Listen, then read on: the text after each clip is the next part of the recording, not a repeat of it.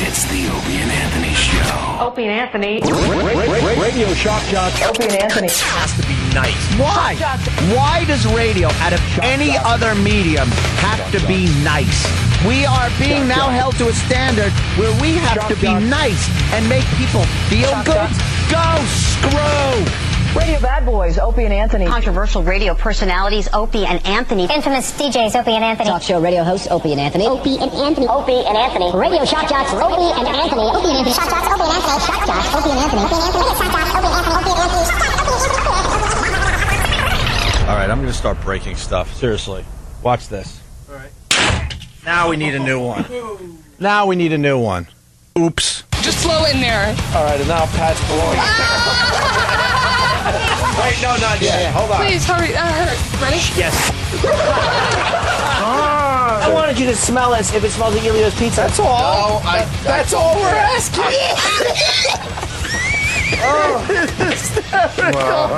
Hold on, everybody. Here she goes. Go. Holy crap. It's more than just your life you're hurting. Think about your family. Think about your friends. Think beyond the moment. But enough of this palaver. Let's get the show on the road. How was that? The end of my video demo. No, I mean, why is the music going so fast?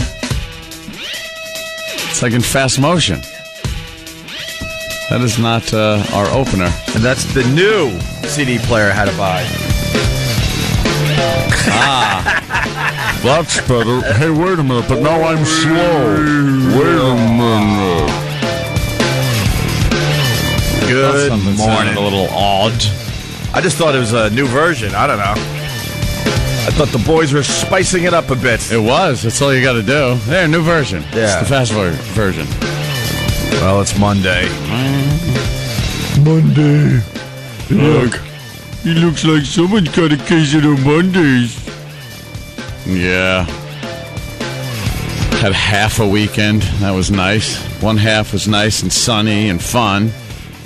But that half, you got to kind of cash in early because you got to get up for work. And Saturday, sucked. Rainy here in New York. We had the remnants of, what was it, Hannah? I guess Hurricane Hannah. Yeah. Off the coast of Long Island. It wasn't bad. I mean, they were making a big to-do of it on the news, of course. Like it was going to be some huge thing. A little bit of wind, a lot of rain, and just generally, couldn't do anything. You're saying it wasn't bad because you were inside probably, right? No, I was outside under my little patio awning thing. But wasn't it raining? It's raining sideways right into that? Yeah, a couple of times the wind blew and woof. Yeah, I was at my cousin's wedding Saturday, cousin Billy, and trying to get to your car after the wedding in your nice clothes was not fun. Yeah, and then the wedding was way out east on Long Island, so now you're driving all the way home completely soaked. It was impossible to avoid. In the rain. Yeah, which is always fun. Not much traffic when you're driving in the rain from out east. No. Jesus. Did you wear white suit pants with no underwear at the wedding? Yeah. A boy could dream. See-through clothes, man. Like linen suit pants with no underpants. I had a light dress. See, there's a big splotch. I had a light dress shirt on, so I guess you could see some of my hairy nipples through my shirt. Jeepers. Damn rain. How was Supercar weekend? I know you were like showing off your Ferrari on Friday. Well, it was a fun drive home, obviously, and then Saturday was a wash. Why was really it a fun? Out. How could it be a fun ride home on a Friday? A Ferrari going 45 miles an hour is not fun. You know something? It wasn't that bad, the traffic, once I got out of town, and then was able to kind of open it up a few times. That was fun. And then Saturday again, sucked, rainy. I just sat in my driveway. And then Sunday was a lot of fun on the Meadowbrook Parkway. Say hi to a couple of motorcycle guys that we were kind of just having some fun there on the Meadowbrook. But then this morning I had to bring it back into the city. And I got to tell you, 100 through the Midtown Tunnel is an exciting life. it's like a live action video game. Because those cones are just going by you real fast. The wall's right next to you. For the people that taking those curves, it's like, whoa, this is cool. I just want to jump in for a second. For the people that live elsewhere, this Midtown Tunnel, the lanes are really, really narrow. Yeah. So that's got to be just insane to do 100 in that. The car's narrow, too. Oh, yeah? A little Ferrari Spider. Oh, so you got a little more room than the average car on each side. Yeah. Okay. And it sounds unbelievable in there. Yeah. When you goose it, it just, the sound of the engine echoing in the tunnel is just adrenaline. It's great. Should you be telling New York City that you went 100 miles an hour in the Midtown Tunnel? It's for the show. It's a lie. It's just it's a show. That means it's going 120. It's just for the show I do it. I was doing 40 miles an hour as the speed limit states when both lanes are open. Well, yeah, that's keeping it safe. 10 and 2. 10 and 2, right? 10 and 2. 10 and 2 all the way. Exactly. Anything else happen over the weekend? Well, had not exactly parties, but they were kind of just like get-togethers. Yeah, like people would stop by and then leave, and then other people would stop by on another day. Yet we just continued it through the entire weekend. Yeah, yeah, it was pretty fun. That's good. Just sitting in Saturday again, a washout, but that didn't stop. Just sitting outside at a table and drinking beer all day. Yeah, because that's what you do. It was a lot of fun. The jacuzzi was very hot, Jimmy. Did you go in the rain? You missed that. Yeah, there was some jacuzziing in the rain. That's kind of fun, man. Yeah. You ever like jacuzzi in the middle of winter with the snow coming down? Oh, might have to do that. That you should keep the jacuzzi open for that. That's very cool. Yeah, I'm serious. Definitely. But you got to do the run from the house into the jacuzzi. I want to get some heaters under the awning there outside, out back. Some of those, ever walk into a hotel? Oh, the restaurant heaters? Under the awning, like they got those electric heaters that just heat the whole area up. Yeah. I want to do that. Or just get the restaurant heaters. You could get 4, one on each, corner. What, like freestanding? Yeah, those things. Boy. Those things rock. I realized freestanding stuff, not a good idea. I almost had a napalm explosion last night when Danny drunkenly teetered into one of my tiki torches and tipped it over. I thought it was going to explode. And then he didn't know what to do, so he just looked at it for a while before he picked it up. Oh, I thought he just walked away. Just walk away. Just walk away. I'll let Keith clean it up. Let Keith get the fire hose out. Had to hose it down. And deal with this. Very good. Are you closer to the webcam idea? Well, let me tell you, we pretty much had 3 cameras running last night. Just kind of, surveying the scene. Just trying it out. On Pal Talk. Mm-hmm. Yeah, nothing really going on. But I've had, jacuzzi cam and pool cam, things like that. So that's the start, just really. Feeling it out. That's the start. Yeah. People tune in and then say awful things for some reason, because I guess they're jealous. What are they saying? I don't know. There's some people that just don't like me. You know how message boards are on Pal Talk people. Well, what could they possibly be saying that's bad? Apparently, for some reason, it's very concerning to certain people that I am my age, and girls I see are their age, and it really seems to upset people. Why? Like some people get upset. Dude, you think I got an answer for that? They're jealous because they're probably stuck with dimpled ass old bitches that they can't get away from. So they pick at me. They pick. And I just laugh. I go, yeah, that's right. You're enjoying your life. Young enough to be my daughter. And unfortunately, she's not. It's like we like to say, 20 is funny, 30 is dirty.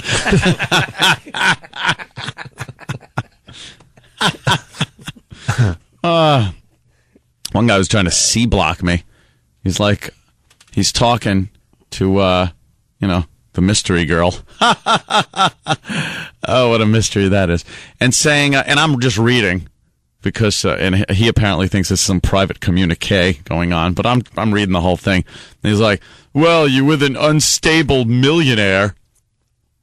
It's like, yeah, you could have done better or picked picked something better than an unstable millionaire. So I just started going, ha ha, unstable millionaire. Ha ha ha ha. Go, Screw. Was he some douche in Pal Talk? Yeah, just trying to C-block. And, you know, the C-blocking phase is over, dude.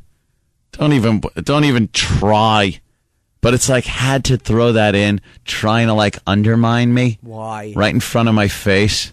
And I was just like, oh, what a pathetic douche.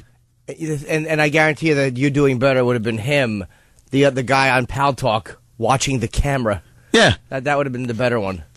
It's just these, it seems to be people that know every single aspect of what's going on, or think they do.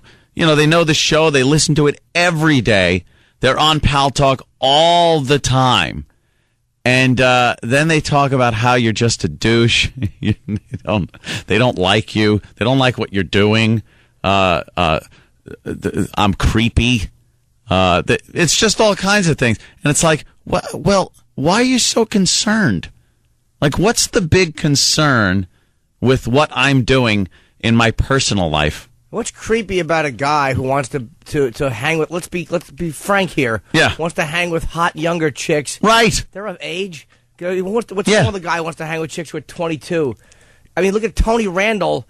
Married a girl like a third his age when he was 70 and had. What's the matter with people? And I'm convinced, and it sounds like one of those cop-out answers, but I'm convinced it's because they're not.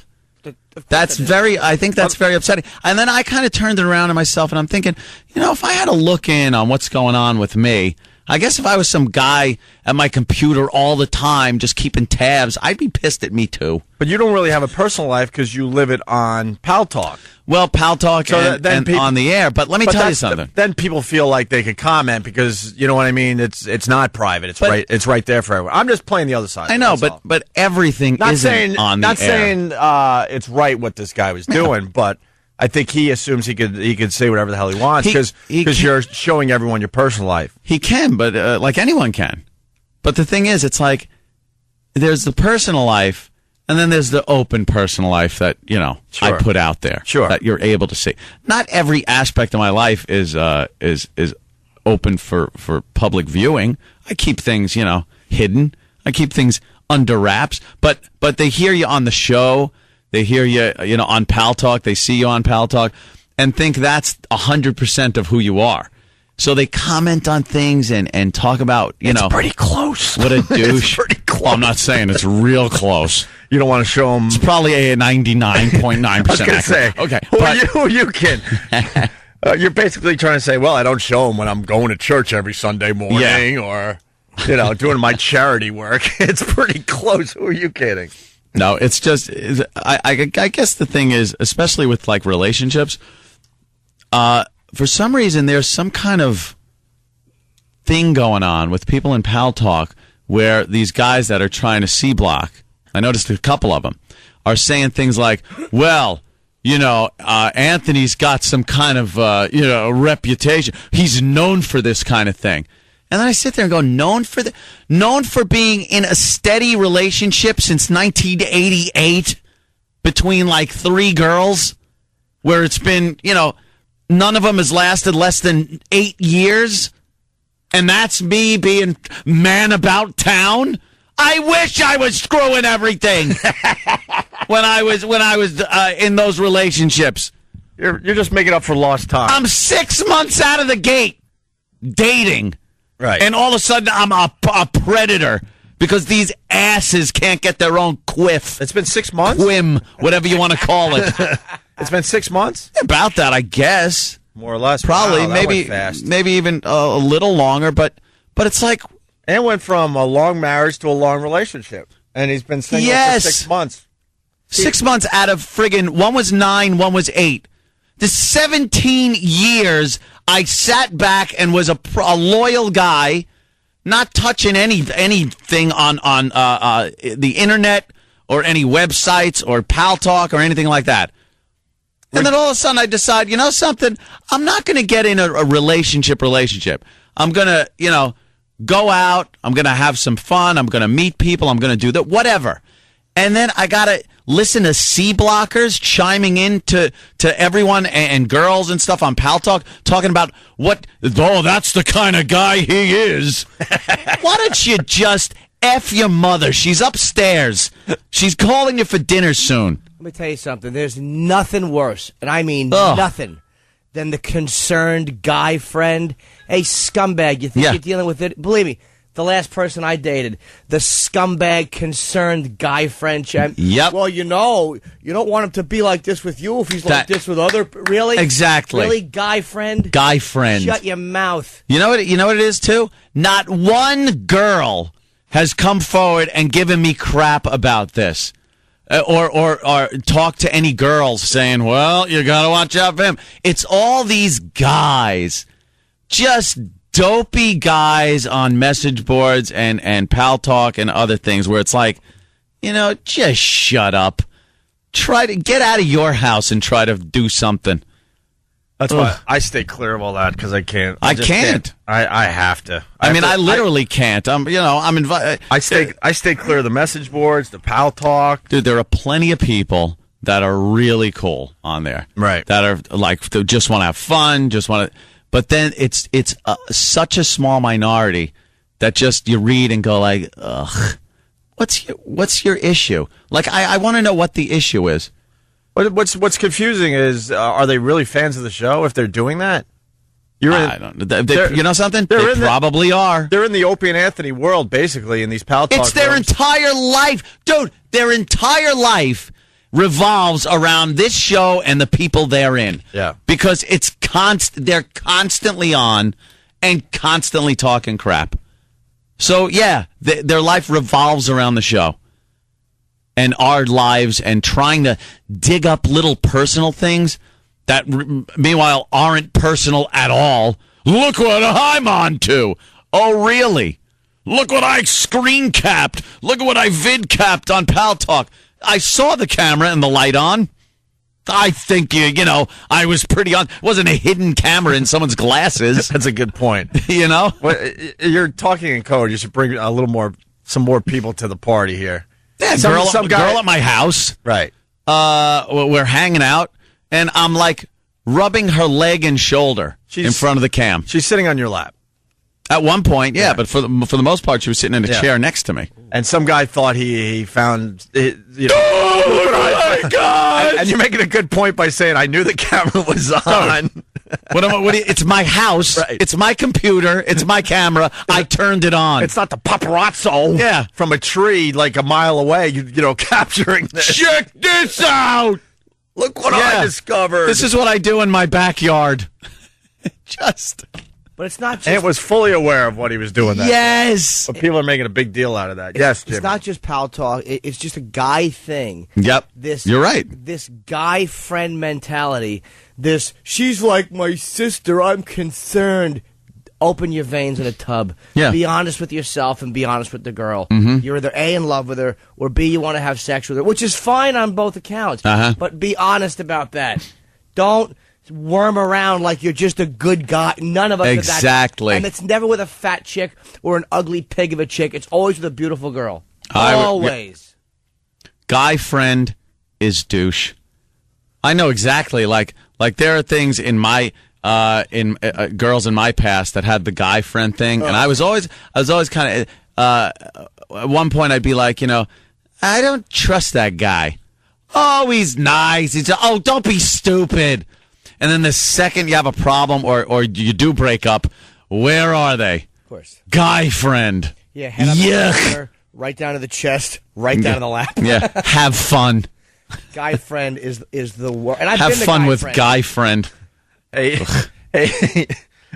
somebody wants to know if the exchange took place because they want to hear the quote story that you hinted about on Friday. No, exchange didn't take place. I had the Ferrari. What am I going to do? Pick crap up? Oops. Pick crap up and take it over there? Yeah, well, you teased a good story. Yeah, that one. Someday. All right. Oh, boy. That's a Lulu. With other people, make sure he doesn't do it with you. Ugh. Shut up, guy friend. Just die, guy friend. Guy friend is an ass loser who should just die. Hate guy friend. Guy friend stinks. Always trying to C block when you're already in. Yeah. It's like, just enough. What, you couldn't close the deal. So move on, guy friend. All right. Message board jackass. That should be the person's name, Guy Friend. Yeah, my name's Guy Friend. Is it? They're the worst. They are the worst. I'm snorting. All right. Well, and these are the idiots that just come up to you at gigs and don't say their little cute little message board or pal talk name. Hi, I'm Pete or something. And it's like, oh, and you shake their hand, and meanwhile, that's the ass that, needs a thrashing. Oof. They're just the worst. all right. That's a good start to a fun show. Opie and Anthony, 877-212-0-A. We could continue after the break. We got a lot of sports to talk about after the break. The VMAs, if you care. There's no real highlights. No. And other things, of course. Obama made a little bit of a mistake over the weekend. We got that audio. That's a biggie. Do we have the article that they sent us on that? The language in the article, I read it, was I'm sure we bugging have me it. so much. As we go to break, we got primetime gossip. It's Opie and Anthony. We're back with another pulse-pounding rendition of Primetime Gossip. Recently on the Opie and Anthony show, overweight comedian Bob Kelly came in to say hi to the host of the show and to create an uncomfortable situation for everyone. I went from one to another and no, I won't have it anymore. You and your girl are still together. What? You done? Hello? Awkward. Huh? Awkward. What? Sorry, dude. While we have no idea what he was referring to, that wasn't the O&A news of the day. The real buzz kicked in when Anthony let the audience in on his latest media endeavor. Reality programming is phony. I just want the real deal. See, this has to be me and 6 to 8 girls. And that's it. Yes! That's right, a 24-hour webcam show centered around Anthony and his kinky sex antics. This will be the real deal. Reality programming where it's just me with a bunch of chicks living at my house. However, Anthony's focus may not be on women alone. Everything is done in bra and panties, by the way. Yes, even me, I'll be in bra and panties the whole time. Will Anthony's bisexual drag queen sex party romp be a hit? Stay tuned as you get all the information from Primetime Gossip.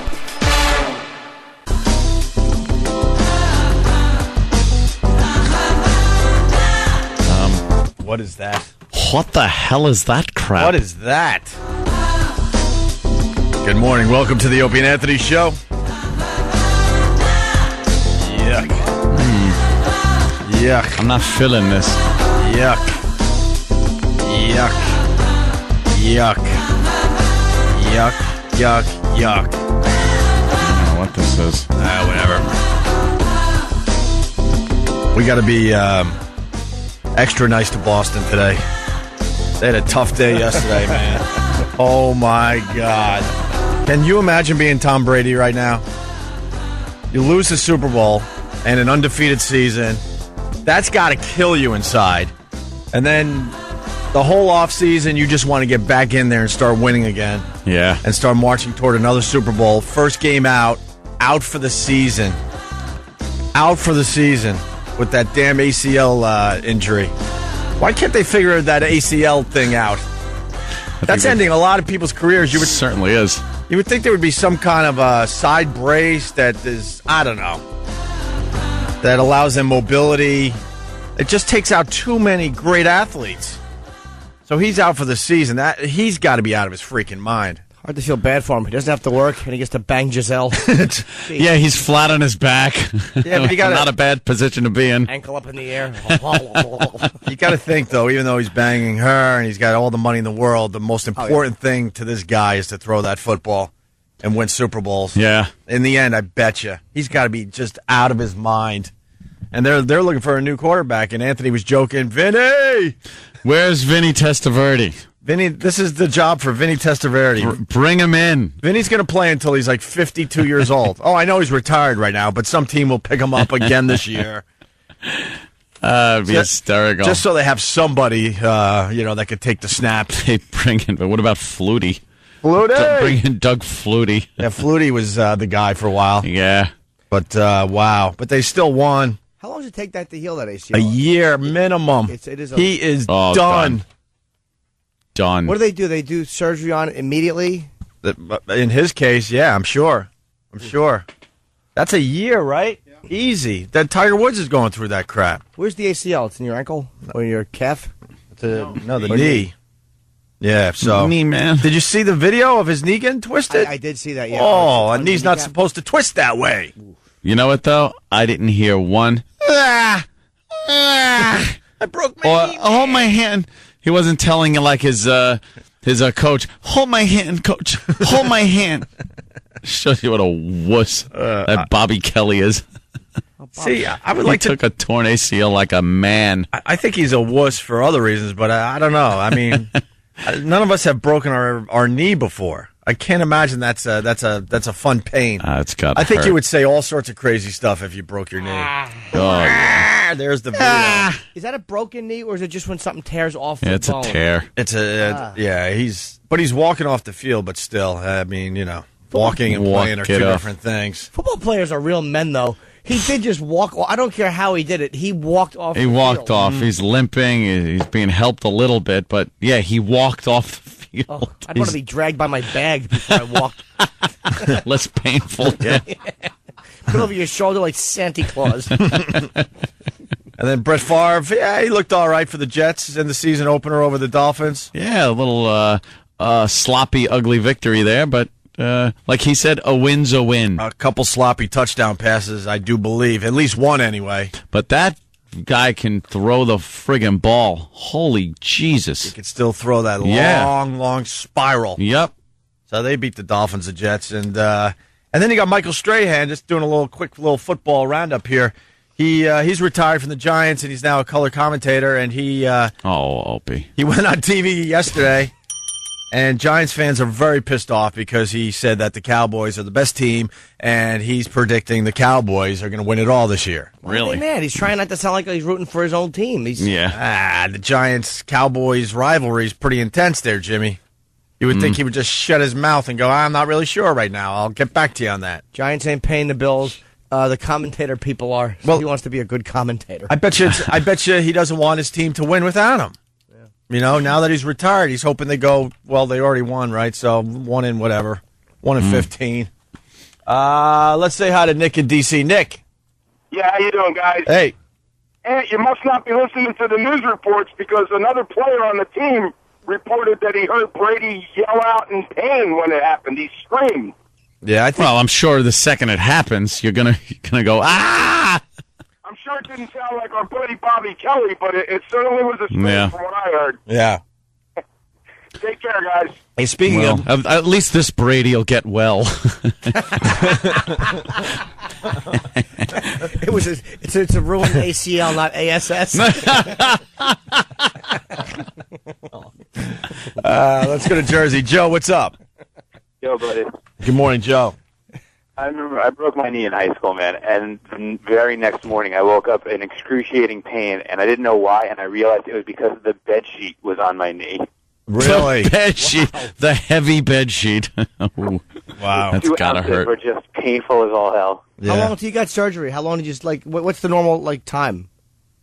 Before I could even start running normally again, it was almost a full year. No. How long until you get surgery? Is it something you have to let heal? Like you get it immediately, or well, the athletes get it done immediately because they want to try to be back as soon as possible. So well, you still have to wait for the swelling to go down, and that takes easily almost a week. I would imagine that if they're operating on Brady and all that it'll be within the next couple of days.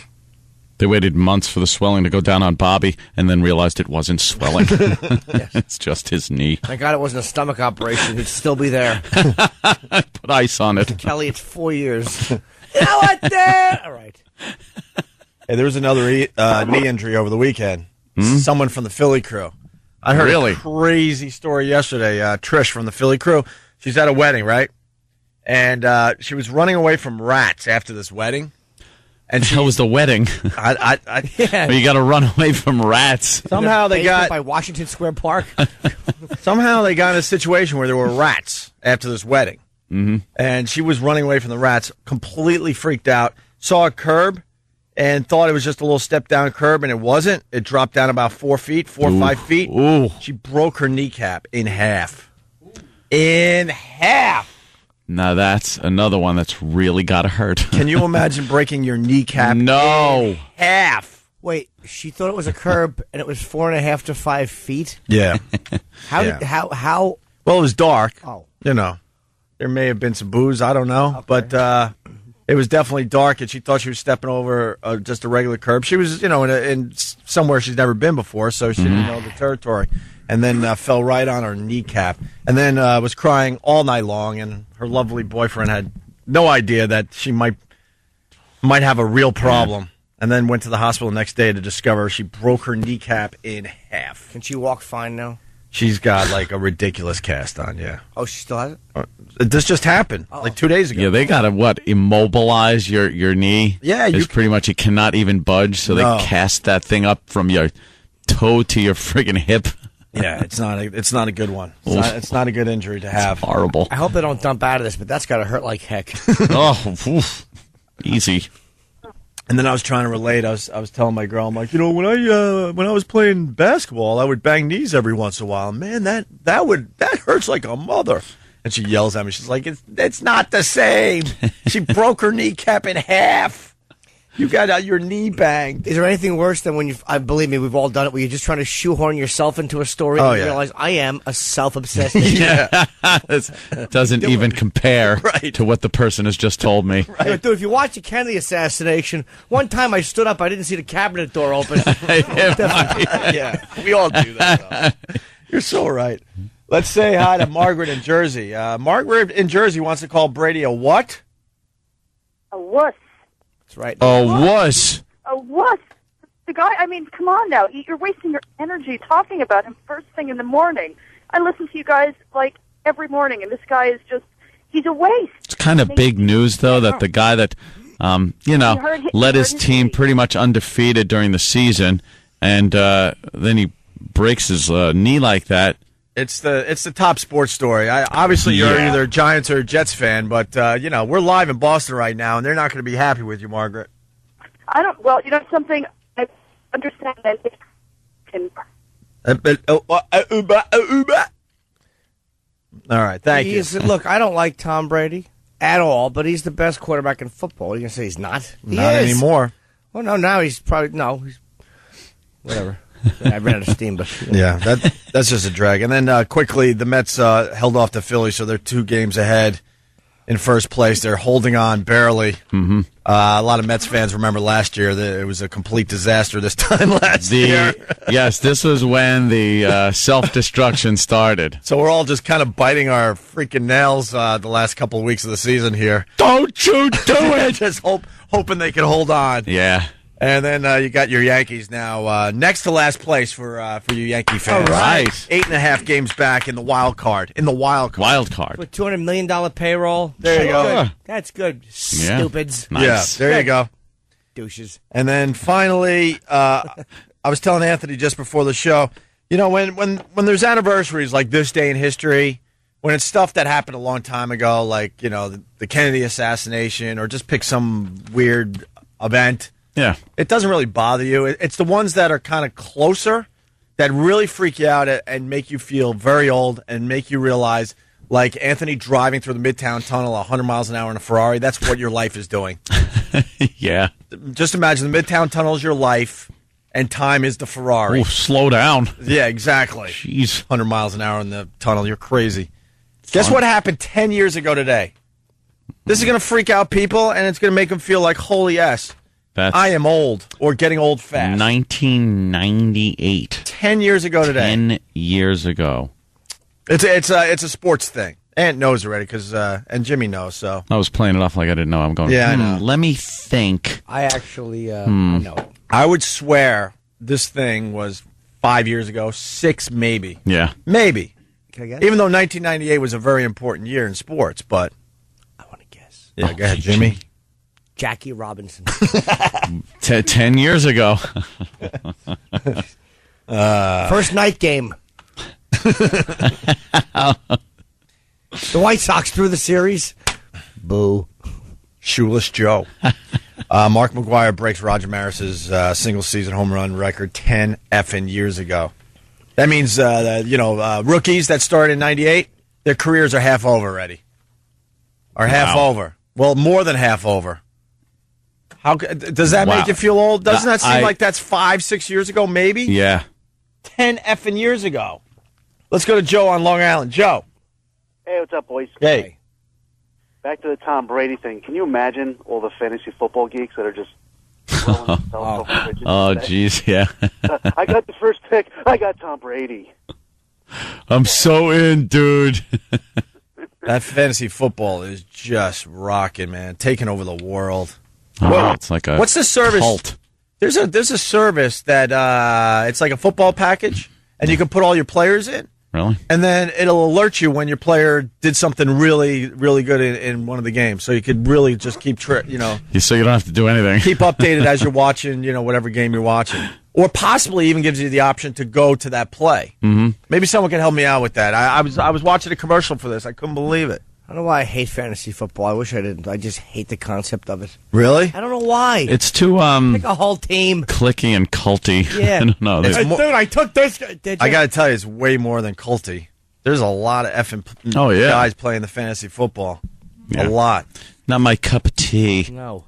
I'm more a video game guy. Please, you're playing fantasy life. All hot young chicks. Fantasy life. Yeah.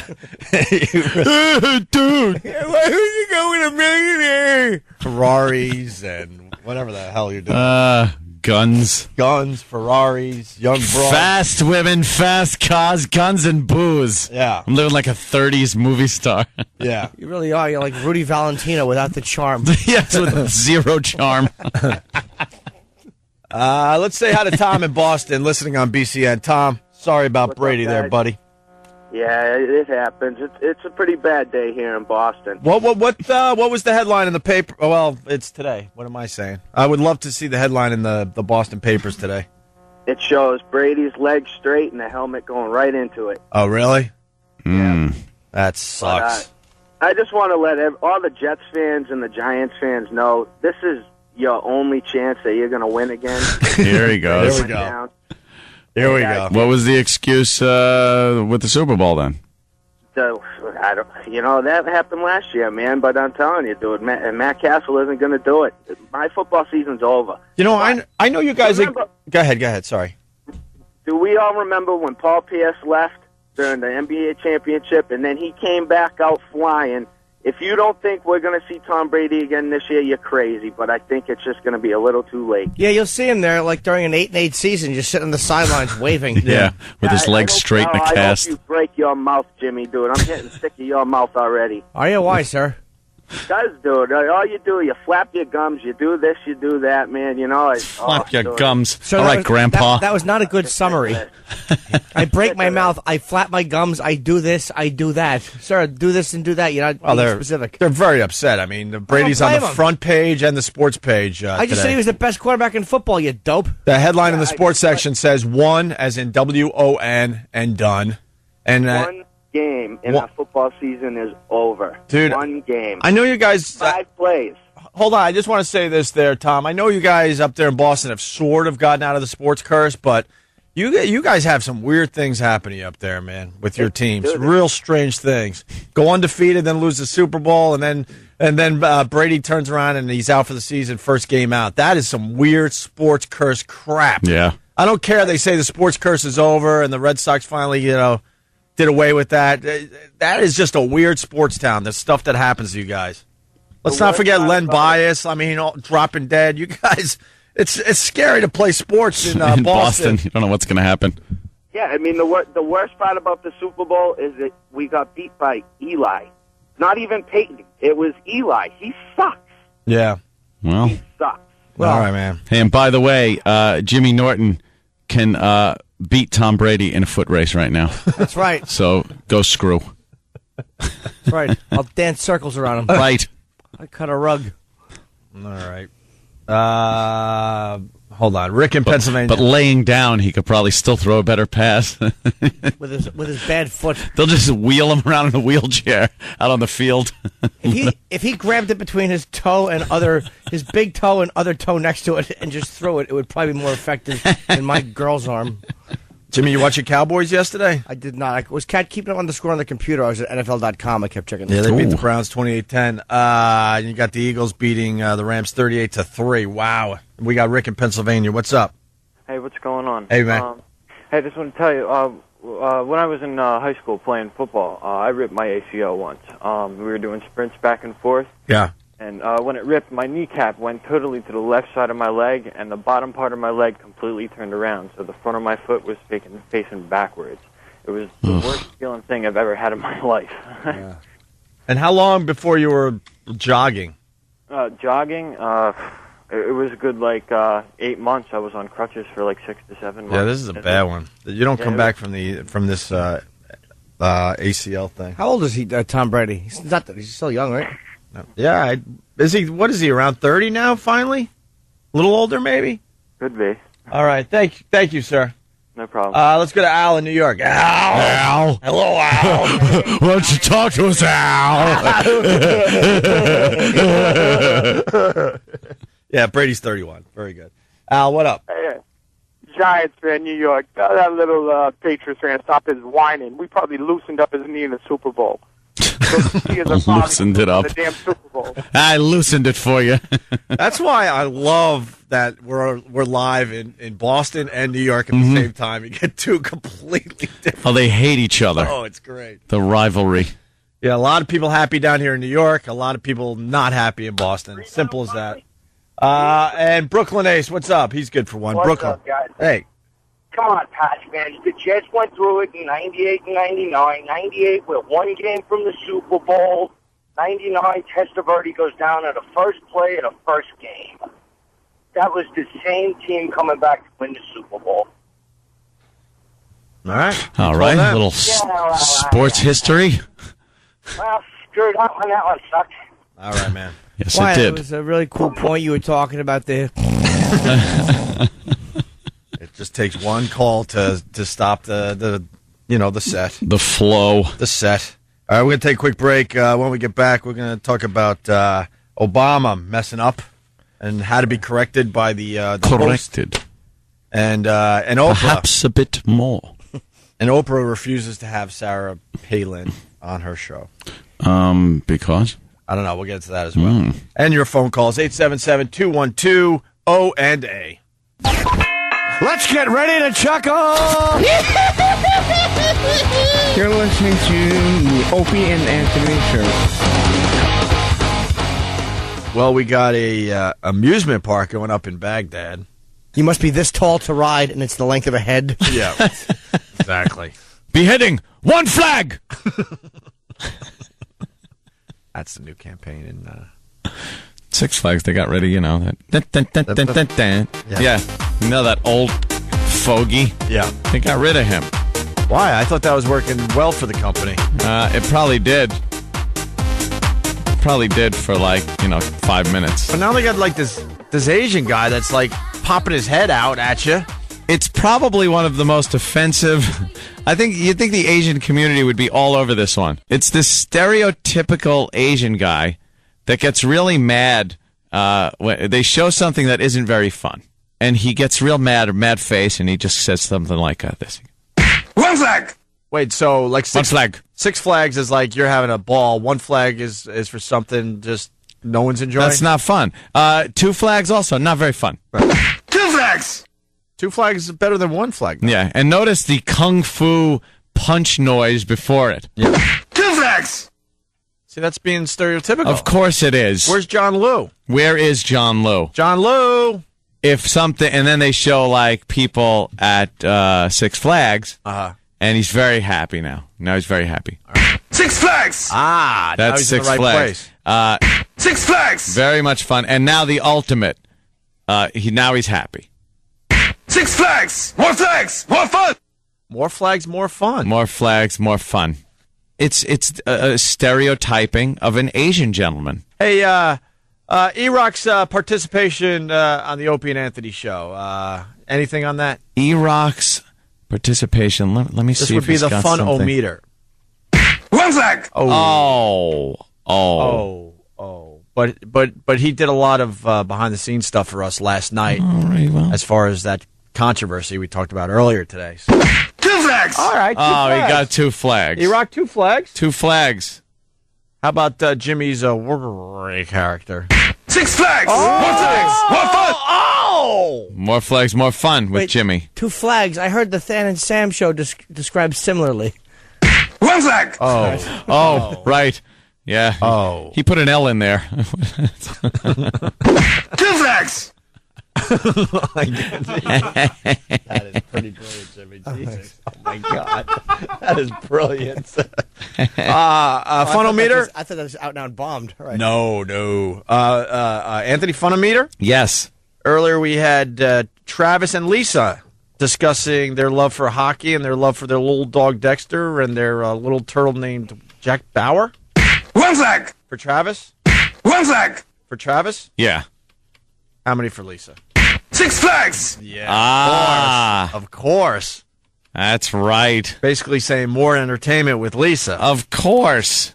Not so much with Travis. Yeah. 1 flag! Yeah, 1 flag. Sorry, Travis. What can I tell you? All I want to hear, by the way, is this guy now. 1 flag! He rules. 1 flag! You know, this is the only show on earth that wherever side I end up, I'm wrong. You're wrong, yeah. You're listening to Opie and Anthony.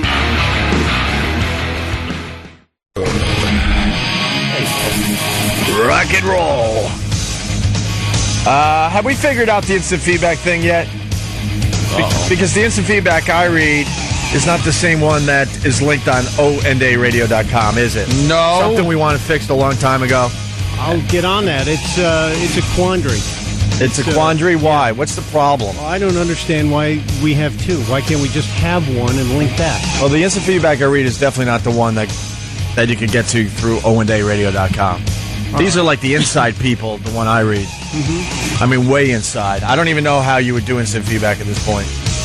All right, we'll look at it. Gar from Philly writes, Boston has a sports curse? Philly. I did not know this until today. Philly? Guess how many days without a major championship in Philly? Any team. Just guess. Let me think. Let's go with the teams. It's 76ers, the Eagles, and the Phillies. I think the Eagles were Flyers. Oh, yeah. I don't know about the Flyers. And I want to make sure this is real. We're going to have to double-check Gar's facts here. He says that Philly hasn't won a championship in 9,000. Is this true? Someone has to look this up. 9,240 days. That is, that's got to be 3 years. Be 2-3 years. Huh? That's true? How many years is that? I don't know if the exact day is true, but I know the Sixers were the last team to win a championship. What year? Approximately. I don't know. Okay. I know the Phillies won, in 81, I think? Didn't they win? Yeah. Oh. I think. I don't remember. They lost in 84. I wasn't paying attention to Philly Can I ask a question? at that point. What is it like to walk into another room with food and add nothing? Yeah, exactly. Yeah. Go away. What the hell is that?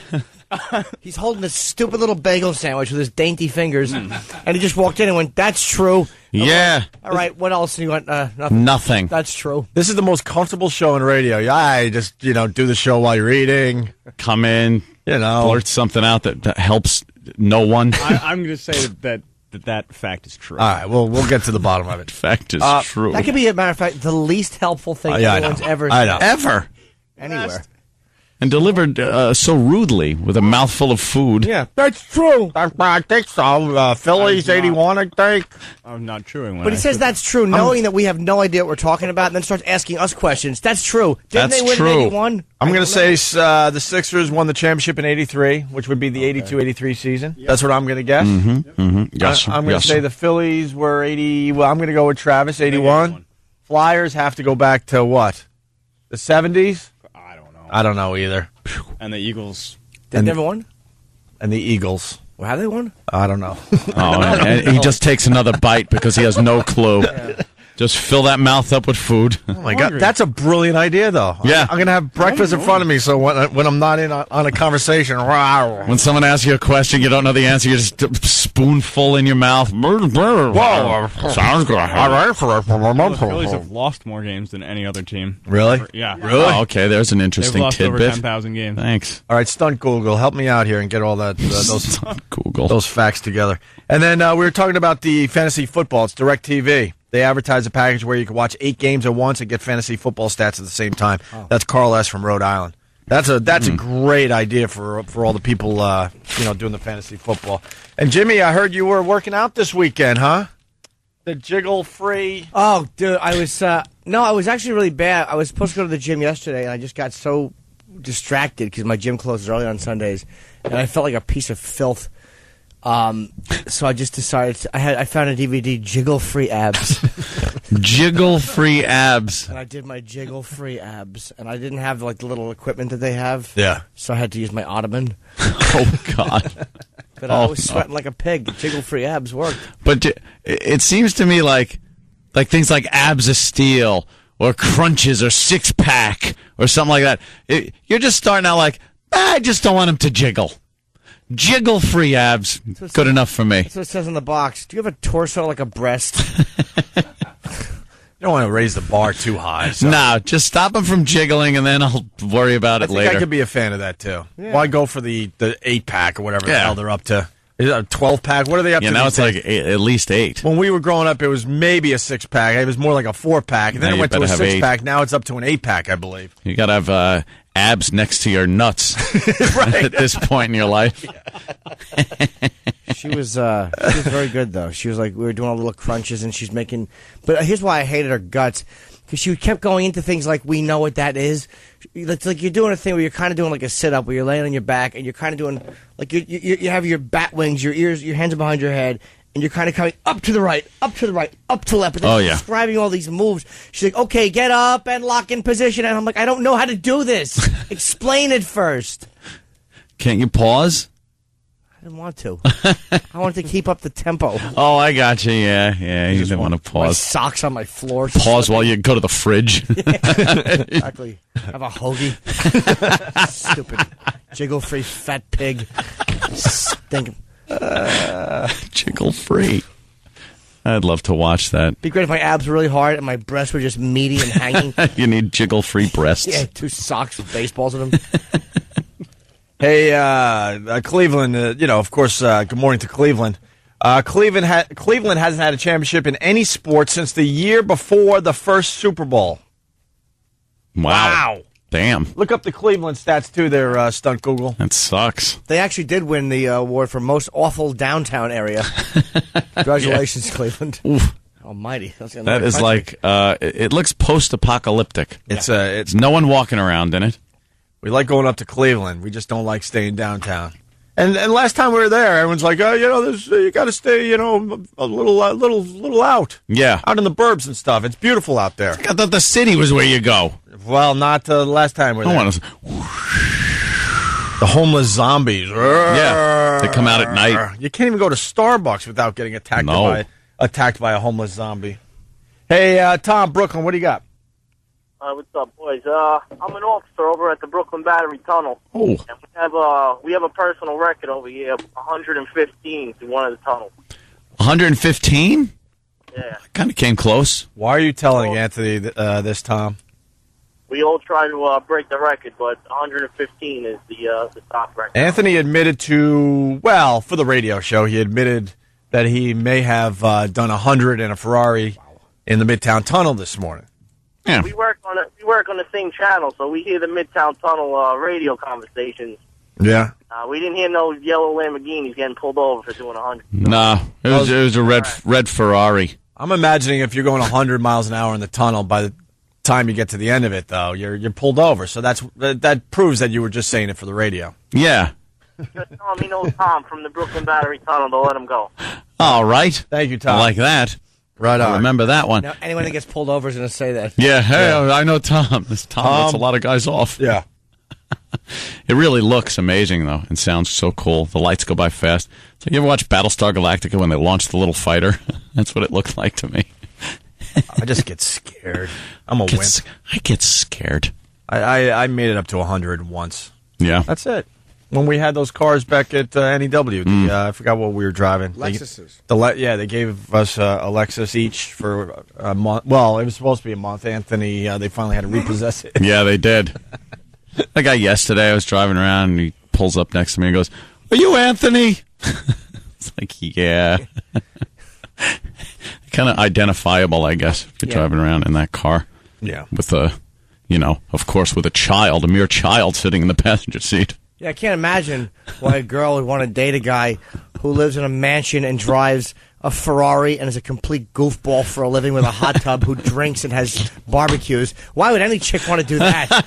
You're better off just dating some guy who lives in a basement somewhere and is a bitter dickhead. Why did I say that knowing I'd get dumped? He's a bitter creep. No responsibilities, 3-day barbecues. At least I'm not a bitter creep. Just a creep. Ferraris that go 100 miles an hour. You're right. But honestly, like, if I was a chick, I would date Anthony in a second. Thank you, Jimmy. But it's like, all he wants to do is hang out and party. Just have fun. He's like a big child. Is it true? Is it true on Friday that Ronnie gave you a little something something? Oh my God! I heard things. I heard the Ferrari was out front. Yeah. So Ronnie comes downstairs, and the first thing he says is, "So you just decided, throw caution to the wind, just blow it all, right? Just spend it, or just get rid of it." And he points at the passenger seat. He's like, "So who's in the teen seat? Who's in the teen seat?"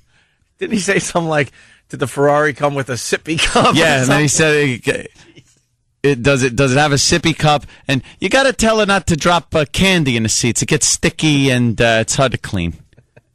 And then he got on his show and said, "I just saw Anthony take off in a rocket ship with a sippy cup." He is such a smart ass. Ant's enjoying his life. Now, you got to have a little bit of fun. Hey, that's all. You got to pay the bills, but have a little fun. Anybody see the VMAs?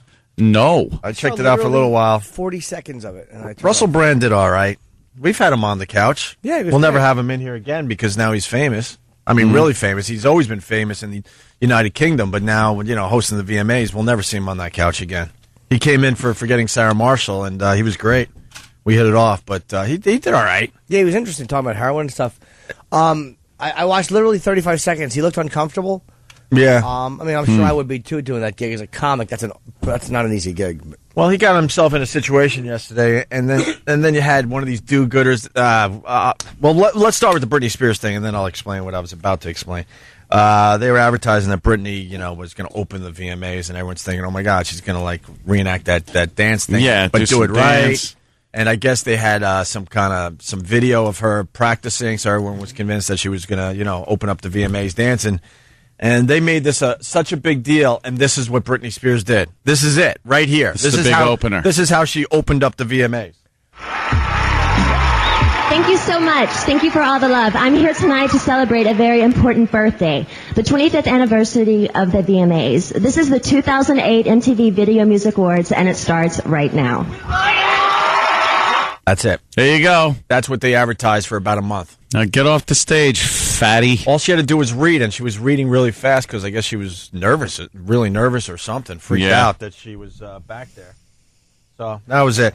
And the other thing, this is what I was sort of explaining. Russell Brand, who did a great job, he decided to go after the Jonas Brothers the entire show.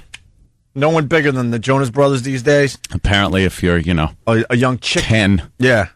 And they're all about saving themselves for marriage, and they got those rings. What are they called? Those promise rings. What? Promise rings. Is that the one that your parents give you, and you promise not to have sex until you're married? Promise rings. That's nice. The girls are eating these guys up, and one of the guys. What, a little light in the loafers? You think really? he wears his promise ring somewhere else? This guy has no problem breaking the promise. Yeah. Trust me. What, a little? I'm just saying, man. I think this guy's going to discover himself in a few more years. Wait, gay or? Could you get the last night during the VMAs, maybe Sam or somebody in the office is listening.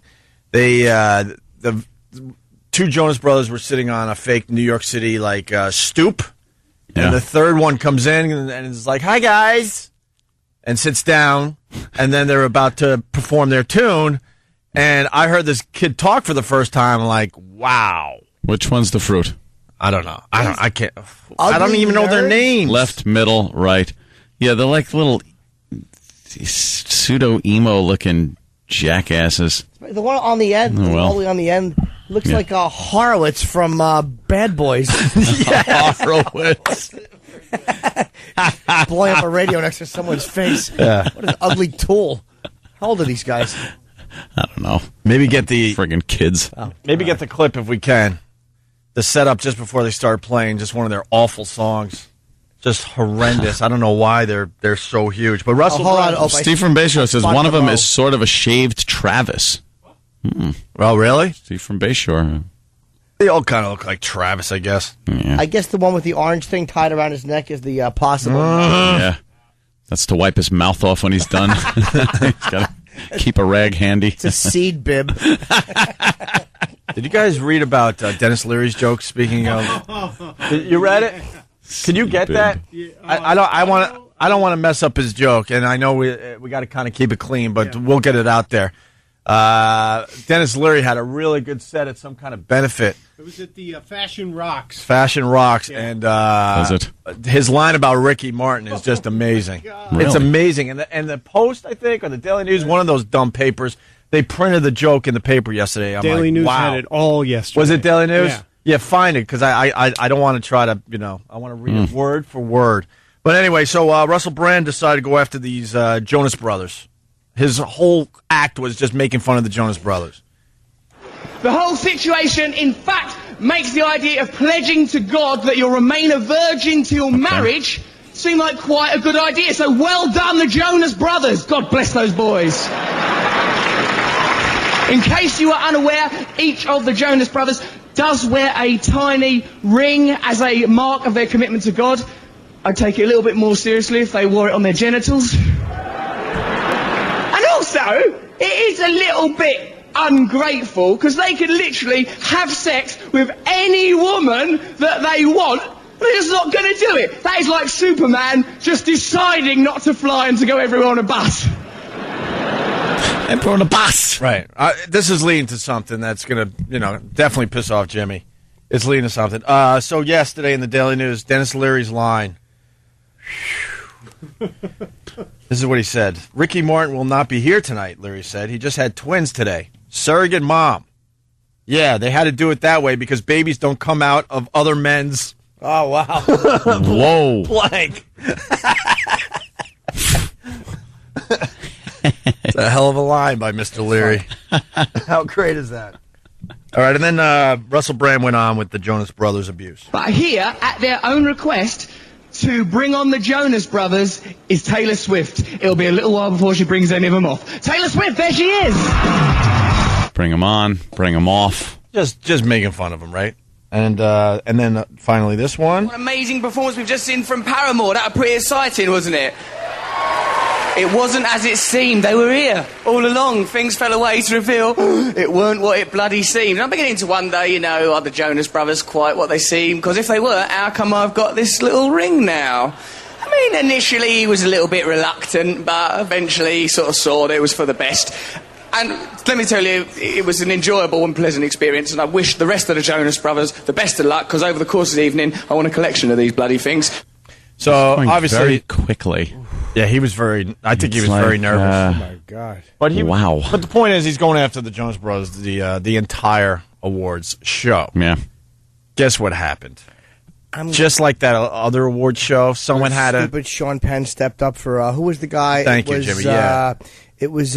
He's a fine actor. Finest actor. Who the hell is... oh, my God. It's the dude losing his hair, but his... oh, my God.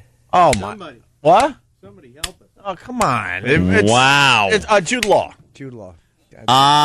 Jude Law. What's his name? Took a shot at Jude Law. Chris Rock. Chris Rock. It was a really funny line that none of us remember. Who is Jude Law? He was like asking who the hell he Yeah, was. he was like in And he was just 3 making movies. jokes, and then Sean Penn had to go up there and goes, well, I'll tell you, Mr. Rock, Jude Law is one of our finest actors working today. Just a self-important douche. Sean Yeah. Penn is a bore. Oof. Well, what happened to him? Bore. Well, we had one of those moments last night. So you got Russell Brand, trying to make fun of the Jonas Brothers, and that pig that won American Idol. That pig. Which one?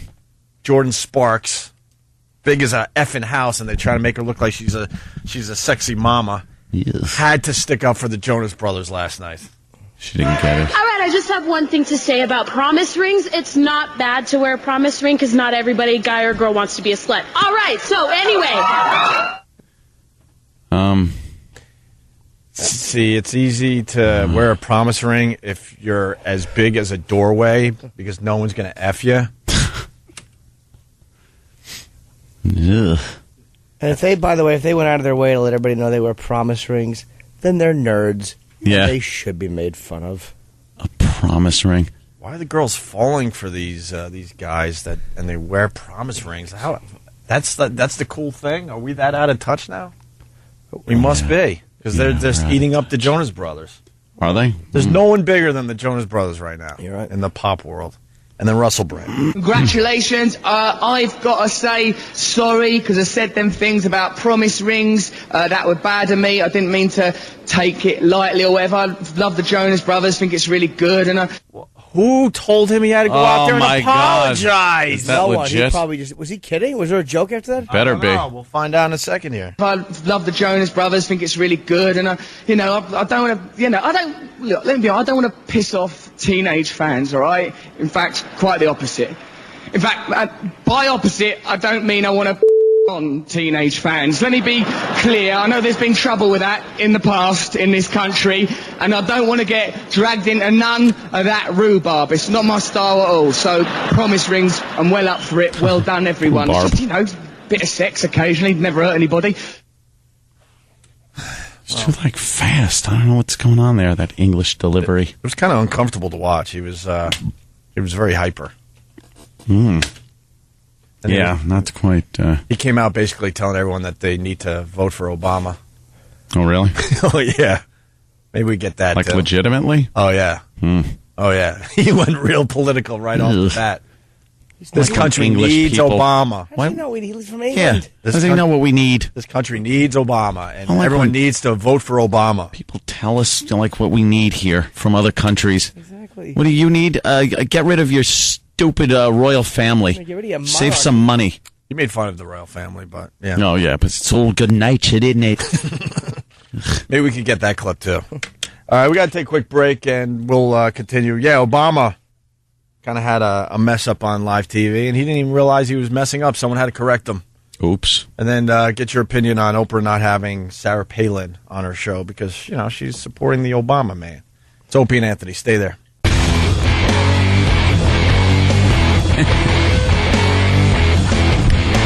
To answer the Philly question, 100 seasons, 100 nuts. They haven't won anything since 83. Damn. Yeah, 76ers in 83. I have some bad news. What is that about, Jimmy? The music stops. My Boston show is sold out. So, thank you, Boston. But wow. Yeah, it was really a good. Nice. That's Yes, awesome. and thank you to BCM. But that is sold out for November 15th. I guess we're doing all right up there, huh? Unbelievable. I want to go. Hope so. Wilbur Theater? Yeah. I'm going to scalp tickets. I'm going to make a fortune. Yeah. Tickets. I'm going to be scalping the ticks. I already have a link to scalp tickets for them on my website. Yes. Yes, I get a percentage. So we got some Obama audio. What show is this on? Meet the Douche? Meet the... Oh. No, it wasn't Meet the Press. It Can't was say the that. ABC show with George Stephanopoulos, the Sunday morning thing they do. Oh, the Lego-haired queer. That's Yeah. on. It's a good show. Listen to this. You and I both know that the minute that Governor Palin was forced to talk about her daughter, I immediately said, that's off limits. John McCain said the same thing about crushing your faith. And what was the first thing the McCain campaign went out and did? They said, look, these liberal blogs that support Obama are out there attacking Governor Palin. Let's not play games. What I was suggesting, you're absolutely right that John McCain has not talked about my Muslim faith, and you're absolutely right that has not come my Christian faith. And well, what I'm saying is he hasn't suggested that I'm a Muslim, and I think that his campaign upper echelons have not either. What's that about? Well, according to the papers, it's just a slight verbal misstep. Oops. It happens. My Muslim faith. Oh. Bush says nuclear, and he's a retard. Yeah. Which is correct. Yeah. He says he gets the wrong faith, and it's a light verbal misstep. Yeah. How do you mess that one up? Because you really don't know what you're doing. Because you're a Muslim. That's why. He's a Muslim. Wow, that's a little bit of a trip up. And then he really started getting flustered. Yeah. He couldn't get a word out. Oh my God, I just said I'm a Muslim. Oh geez, I blew the election. Just say that. Holy crap, I really screwed up. I had this thing. I had it in the bag. I don't think this country really likes the Muslim faith. Good one. That's a good slip up right there. So he should have just pulled out one of those turban thingies, thrown it on his head at that point. Remember the convention's over. What do you guys think of Sarah Palin? You still like rah Sarah or what? Yeah, I think she's all right. I mean, do you want someone in there with more experience? Sure. And then somebody in one of the newspapers, letters to the editor, said having her in there, one, as they say, a heartbeat away from the presidency. I hate that cliche. Ugh. But they said that's better than having Pelosi 2 heartbeats away from the presidency. So, you know something? That person, whoever it was, made a good point. I don't mind her. I think, more experience. But no one gets thrown into the presidency. Let's say they're elected. McCain, tragic, something happens. He can't be the president anymore. Can I stop you dies. for 1 second? Because I was thinking of this. Going into the presidency, has anyone looked more like crap than John McCain in the history of the presidency? I'm sure someone like Rutherford B. Hayes looked awful. Taft. Well, anyone? No, those guys you can't count. Like, let's say from sickly. The 1900 on. Yeah. John McCain looks like crap going into this job. Lincoln's second term. Sorry, Ed, but something to think about maybe. Maybe someone else. Because they always mentioned Reagan that was old when he became president, but he always looked really good for his age. God damn it. I think I forgot. Son of a bitch. What were you saying? Oh, if he died, right. Sorry. If he died and she takes over, do you think it's going to be like they're just going to go, well, hey, you're president now. Go ahead, do president stuff. Or do you think there's people that know everything to do, advisors around the new president, regardless of who that is when the vice president takes over, that says, here's, how it works. We're going to have your meetings with your Secretary of State and the cabinet and everybody else. And, you have your advisors, and they advise you. It's not like you're just in there, what do I do? They'll advise her to get rid of the minivan. Yeah, that's a good one. Get rid of the pantsuit. No more hockey games for you. Oh, she's going to have to stop that. She's going to be in Washington. No more lipstick. You got to look a little tougher. No, I think she should look ladylike. Yeah. Have a real hottie going around the globe. It's like, they're sending her to, Germany. And she could go there a little gussied up. Maybe participate in some of their animal or scat videos that they love so much in that conquered nation. I don't want her as the president. I'm sorry. She's not ready to be president. Yeah. No. No, if McCain dies, she takes over? No. I mean, at least Biden has 30 years. But Obama doesn't have the experience. But the bottom line is she's a chick from Alaska. Mm-hmm. I don't want her. Yeah. No. I'd rather have Hillary than her. If I would have a woman, I'd rather have Hillary. Wow. Hillary's much, much more qualified to do a foreign policy than she is. You don't have to like Hillary to understand that statement, I think. I agree with Jimmy. Yeah. Hillary way over this Sarah Palin. You know what it is, though? It's like foreign policy. All right. She knows nothing about it. But then you pick a Secretary of State that knows a lot about foreign policy, and then your problem's solved. You can't really know about everything. She's a right-to-lifer. Do you really want more conservatives in the Supreme Court? No, but I do like her stance on guns. They're not going to take guns. They're trying their darndest, and goddamn Obama. Obama is one of the worst people that are against the Second Amendment. He is so he hates people owning guns in this country. From Chicago, it's like the guns don't do good there. No, well, you're not allowed to have them. You'll realize you can't have them. You'll be able to own your legal people can't have them there. You'll have in Chicago. Your guns, and you'll have your only guns. the crooks can have them. That's what everyone says. You'll have your guns until they enact these things. No. Assault weapons. We have to ban assault weapons. What does that mean? Oh, it's got a flash suppressor on the end of the friggin' barrel. Oh, because it looks like something. An assault weapon, by definition, is nothing different than a hunting rifle that with some like cool looking stuff on it. That's all. But they name it something to make it sound like people going out with machine guns. You'll have your guns, my friend. No, they won't allow me to have them. Don't you worry. My guns from my cold dead hand. You'll have your guns and your fast cars. Don't you worry. All of this nonsense with the FCC, like all this gigantic fines. Come on, man. That'll never go away though. Now, but all that stuff gets pushed through because they just look. I'm not as conservative as I used to be, just because I see the effect it had on radio, and it just makes me sick. Hey, can I back you up? You were talking about Chicago, Jimmy? Yes. Chicago, the Windy City. And by the way, they're not taking away people's abortions. Can't take away abortions. She's a right-to-lifer. Yeah, well, can't take it away. So is Bush. Okay. You're not taking away people's abortions. I just want to throw this fact out there. 123 people have been killed in Chicago this past summer, because now summer's over. Twice the U.S. soldier death toll in Iraq during the same period. There you go. That's what's going on in Chicago. And you're not allowed to own a handgun in Chicago. You're not allowed to buy one. You can't. As a citizen, there is no Second Amendment in Chicago. They just overturned it in D.C., but made ridiculous rules where you have to have it locked up in a box, separate from the ammo, in your house, disassembled, whatever it is. And they're challenging that, too, because you have the right to protect yourself.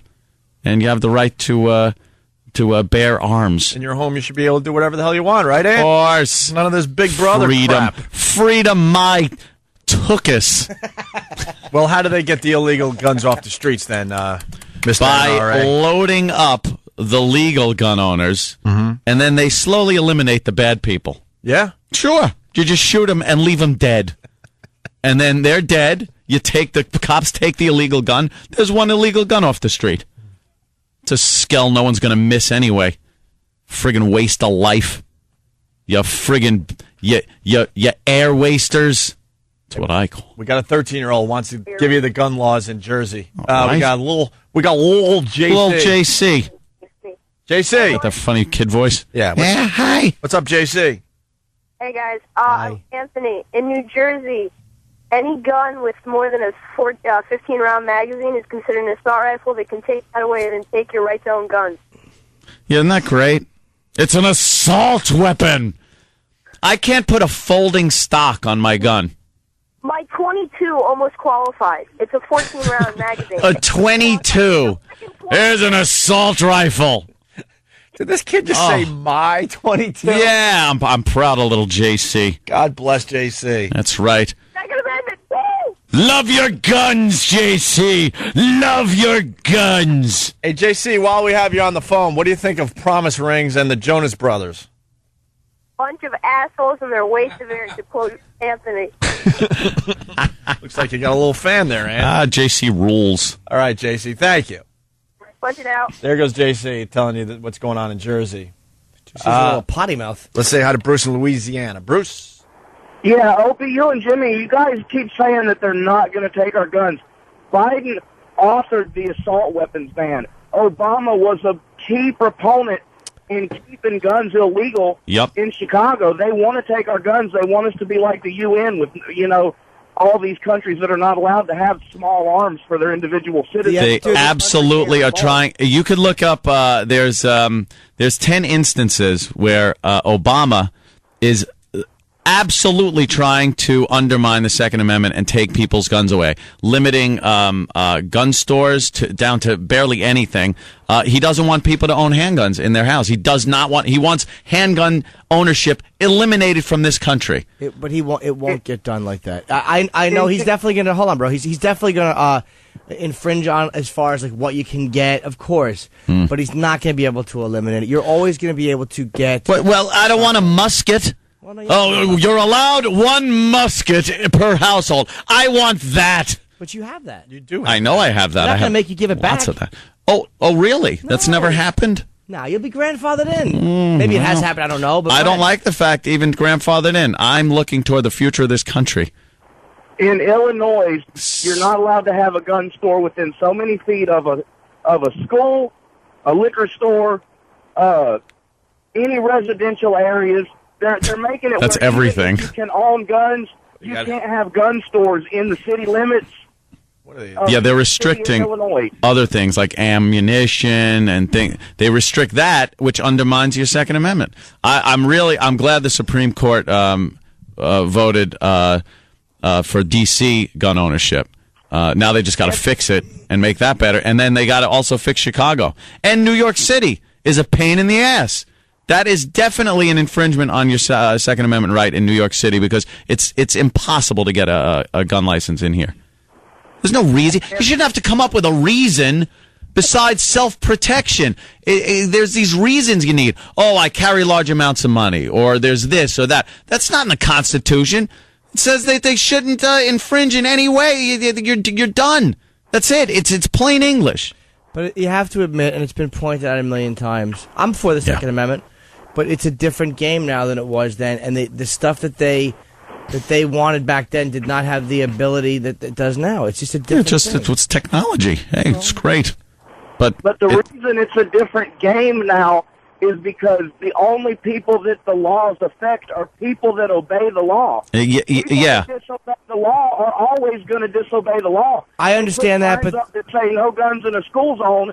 Do you think the criminal's going to say, "Well, damn, I'm not going to go shoot the school off"? Nah, but you know what, dude? The NRA has fought things. They've fought things like certain types of background checks. They fight every single thing people do. They literally want you to be able to go out and buy anything you want. There's no balance with them either. The only reason they do that is because the other side is so insanely crazy also that they have to, that's the only way to balance it out. And there's, got to be some kind of middle ground. I'm all for FBI checks. Of course. I'm not for waiting periods. I don't like that. I see a gun, I want to buy one. Hey, I'll take it in. What's wrong with I mean, you're a responsible dude, but what if a guy has a fight with his wife, and again, whatever, wants to go out and buy a gun? What's wrong with a waiting period for something that can be for a lippy broad? I'm not saying she didn't ask for it. But that same guy is going to go home and just beat his wife to death. Yeah, or buy you wait 2 days from a dealer on the corner. If you want to break the law, you're going to break the law. Yeah, I know. Like, there are guys that buy guns legally and then just go on rampages. Right, yeah, it happens. That go on rampages. I'm saying that never happens, of course. But again, the NRA fights anything. I don't care why they do it. Maybe they want balance. Yeah. If they had their way, there would be no background checks. I don't believe they would allow any background checks if they had their way. So they're completely out of whack. The amendment says this right cannot be infringed upon. I know. And the left constantly once again, dude, finds every little way to take that right away once again, anytime they can. Okay, but once again, the Constitution, terrific, but there is something in the Constitution where you kind of have to try to get into the mindset of the people who were there when it was happening, which is kind of how, like, I think it was Brown versus Board of Education, where separate but equal was, they were saying that the mindset was not to make it bad for one and good for the other. So the mindset, I don't think, was to allow any lunatic that wants to buy a gun without being checked. I don't think that was what their mindset was. I agree with that, and I believe there should be background checks, and felons shouldn't be allowed to own. Of course, I'm all for that. Yeah. Well, did they say felons? Did they say felons in the Second Amendment? No, it doesn't say felons. It said, but also it just says, that you have the right to keep and bear arms and a well-formed militia, and this right cannot be infringed upon. I look what militias do nowadays. Most of them are Aryans. They're just asses. Yeah. I mean, they're just a lot of them are white supremacists. The militia. They're in the woods, holing up, doing weird stuff. What about the weekend guys? They're just out there having fun with their weekend guns warriors in the woods. Our government is not. I'm sorry. No, I'm saying our government, this is not the same time. We're not going to be forcefully overtaken by another government. It's not going to happen. But you have to have, the people have to have a certain amount of power. I agree. In the event that there is a situation, you look at Katrina, and I'm from Louisiana, so I know, the law enforcement came and took our guns away from us. Legal citizens that were not breaking the law. We were trying to evacuate. We were trying to get to safe haven, to higher ground, to better places, and they would take our guns. They would pull us over at gunpoint, not me particularly, but people I know, pulled over at gunpoint. Do you have any weapons? Yeah, I've got my pistol. And take these guns away, lock them up, destroy them, never give them back. There's a book called The Great New Orleans Gun Ban that tells all about it. There was news stories done about it. Law-abiding citizens, while people downtown were looting, raping, pillaging, murdering, and there was nothing being done about that. But law-abiding citizens that were evacuating were having their guns taken away from them. Gun control like that just doesn't work. When you take the people's right to own guns away, it doesn't fight crime. Look at the cities where they've done this in. It doesn't work. No one is saying that I want people's rights to own guns taken away. And I'm not saying what happened in New Orleans where they're taking legal guns from honest citizens away is right at all. Yeah. But they did a lot of things that were horrendous with Katrina. I mean, that whole thing, it's nice to know that it was handled horribly from top to bottom completely. They botched every aspect of Katrina. It was terrible. But I'm not for eliminating all guns. The NRA makes me sick because they are as bad as any left-wing fringe group. They're as bad as any of these douchey protesters, the World Conventions. I'm a member, sir. But you know that they go too far. They want no balance at all. You never hear the NRA. It's because the other side is just as bad. Doesn't matter why. And any reason that someone has no balance, there's no excusable reason as to why they have no balance. Everyone has a reason as to why they have no balance. It's silly. All right. Hey, anyway, I love you guys. Thanks for letting me on. Hey, Anthony, fast cars, big guns, hot women. Enjoy your life, buddy. Thank you, sir. There you go. There's a fan. Kevin in Pittsburgh, what's up? I just want to see if Anthony thinks just a private citizen should be able to go in and buy a rocket launcher or a claymore. Well, no, absolutely not. Of course, there's some type of middle ground there. I don't think you should be able to buy a howitzer. You shouldn't be able to buy mortars.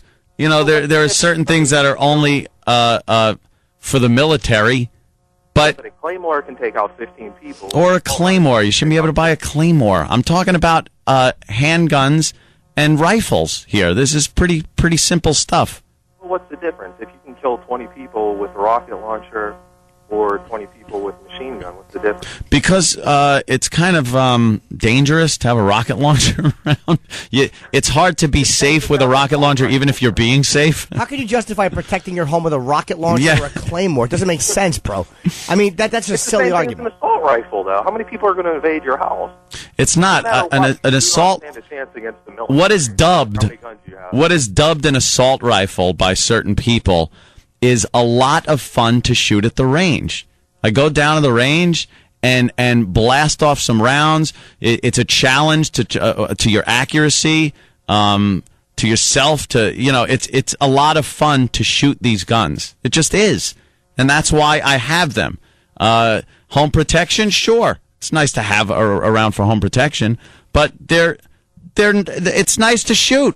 Shooting it's a sport. It's a hobby. It's something you do. But when you look at the Second Amendment and the way people are screaming about the Second Amendment, does it really boil down to, well, it's kind of fun to shoot at the range?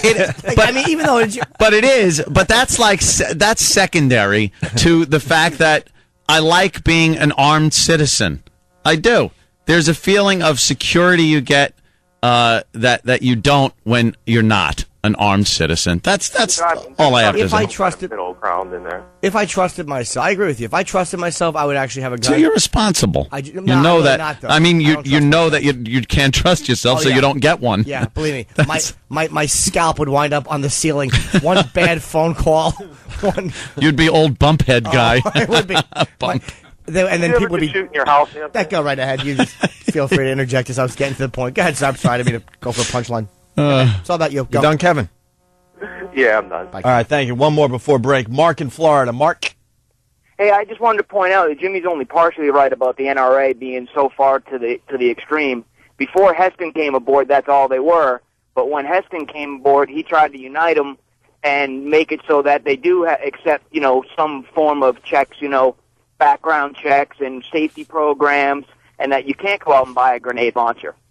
I mean, Anthony, you get the magazines to prove it. If Jimmy would actually read them, the Armed Guardian talks about all this stuff. Yeah, I know. They really are for the background checks, FBI checks. I mean, this is things. There's no organization, a legitimate organization like the NRA that wants felons to have weapons. They just. But why not certain felons? Like when you look at it, there are certain felons that come out of jail and that are much less dangerous than just psychopaths that are not felons. Yeah, that's true. Maybe it should be like a degree of what kind of felony you were convicted for. Right. I mean, there's so many different types of felonies out there. I don't think it should be blanket. I mean, you also lose your right to vote too. I'm kind of like let's start simple, and how about letting the people that don't have felonies on their record and are law-abiding citizens, responsible, can run through an FBI check without any problems. Let them own guns in whatever goddamn city you live in, because that's our right. It's number 2 over speech. Jesus. I think they felt it was important. But the way they keep quoting, like you talked about the Second Amendment, they're like, without restriction, whatever, without infringement, whatever it is. Shall not infringe in any way. Speaking of which, Steve in Connecticut has something for you, Jimmy. Steve. Hey, what's up, guys? Hey. I understand and they're right about the NRA as well. There's a group called the Gun Owners of America that is a little bit more. They're a little bit. I should say the NRA is actually in the gun lobby's pocket now. A lot of gun owners are aware of that. But anyhow, as far as the Second Amendment goes, the point is in places where anybody can. The more guns there are, the safer it is, Jimmy. That's the deal. In other words, the wackos are going to get them, but they're going to think twice before going into the corner store and pulling a gun out and robbing the place, because there's going to be somebody there with a level head that's going to end the situation quickly. Just that alone is what keeps people from doing things. No, I understand that angle of it. But that's why same thing with the airlines. They ought to be able to protect their own property, not have the government do it. So how are they? The airlines, you're saying? I'm kind of mixed on pilots having guns. You mean? Just the idea of it being there, and the myth that you're going to fire the gun and the plane's going to crash, that doesn't happen. Well, my problem with that is that with a gun is like if there's a mentally unstable person that works on the plane who actually has cockpit access, that scares me to put a gun into play there. Well, just then let the pilots have it. There could be one of the pilots, sir. That kind of frightens me. And you trust the guy with the plane? Wouldn't he crash the plane before? That's true. No, not necessarily. It's like, screw this. I have a gun. Wait, I have a plane 35,000 feet in the air. I don't want to run it to plane. It happened with that Egyptian airline. Remember, the guy decided to do the old nosedive. Yeah, and it's really rare. Yeah, it's not rare. Now, you guys, 9/11 would have never happened, honestly, if we had a policy of don't open the door and negotiate. 9/11 wouldn't have happened. 9/11 wouldn't have happened if we had a policy of do not open the door to negotiate. 9/11 would not have happened as much if Flight 93 would have gotten the original text and just understood it and locked the door so they couldn't come through the door. It wouldn't have happened if the guy in Maine who saw Muhammad Atta and another guy walked through and was immediately suspicious, wasn't worried about being politically correct, and actually stopped these. That's your government. That's your government taking care of you. Let the airlines do it. That's what happens when the airlines are as afraid. Comes from. Brother, the airlines are as afraid of consumer boycott and are afraid of being politically incorrect as the government is. The companies are. I agree. Well, I agree. There is a trend of that going on in general, but but government more so than not, especially with like charities. Government's got to give it to everybody. Private charities can be picky. How would a gun would not have stopped 9/11? It might have Just been the idea of a gun being there. We've had the attitude since the 70s that. Dude, what are you talking about? It would not have stopped it. They cut the throats. It would not. It might have saved one of the planes, but it would not have stopped it. It would not have stopped cutters versus guns? They got their throats cut immediately. How about an air marshal I'm not saying some people in would there? have died, but it would have ended awfully quickly. The planes never would have been hijacked. The pilots could have just popped a couple people. Hold on. Just the idea of that even happening. Dude, they stormed the Our cockpit. policy is, yes, that's our Sir, policy. why are Let it you happen. screaming? Get a hold of yourself. None of us like 9/11, stupid. Your name is not Fred World Trade Center. None of us liked it. You're not the only one who was bothered by it. Fred World Trade Center. God almighty. He's It acting like I'm is. some foreigner trashing America. I live here, dope. You're trashing the Second Amendment, Jim. Is that what I'm doing? Because I don't agree with it all the way? You radical dope. I'm not trashing it. I agree with it. There you go, radical. Speak English. Well, you're lying. You're a liar. I agree I'm with not this. lying.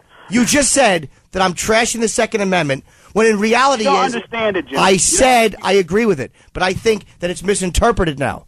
That's what I said. I agree with it. Steve, I don't agree with your 9/11 stuff either, because this was the first time they didn't land the plane in some weird location and have the hostage situation. This was the first time we all realized, holy crap, these guys are going to take their own lives and crash these planes into buildings. And we didn't have anything to go by before 9/11 as far as that I goes. think even pre-9/11, though, the hijackings in general. Hijacking in general, they landed in Cuba or wherever the hell, and they got some but I'm cash saying and got some even back prisoners to the freed, and that 70s. was it.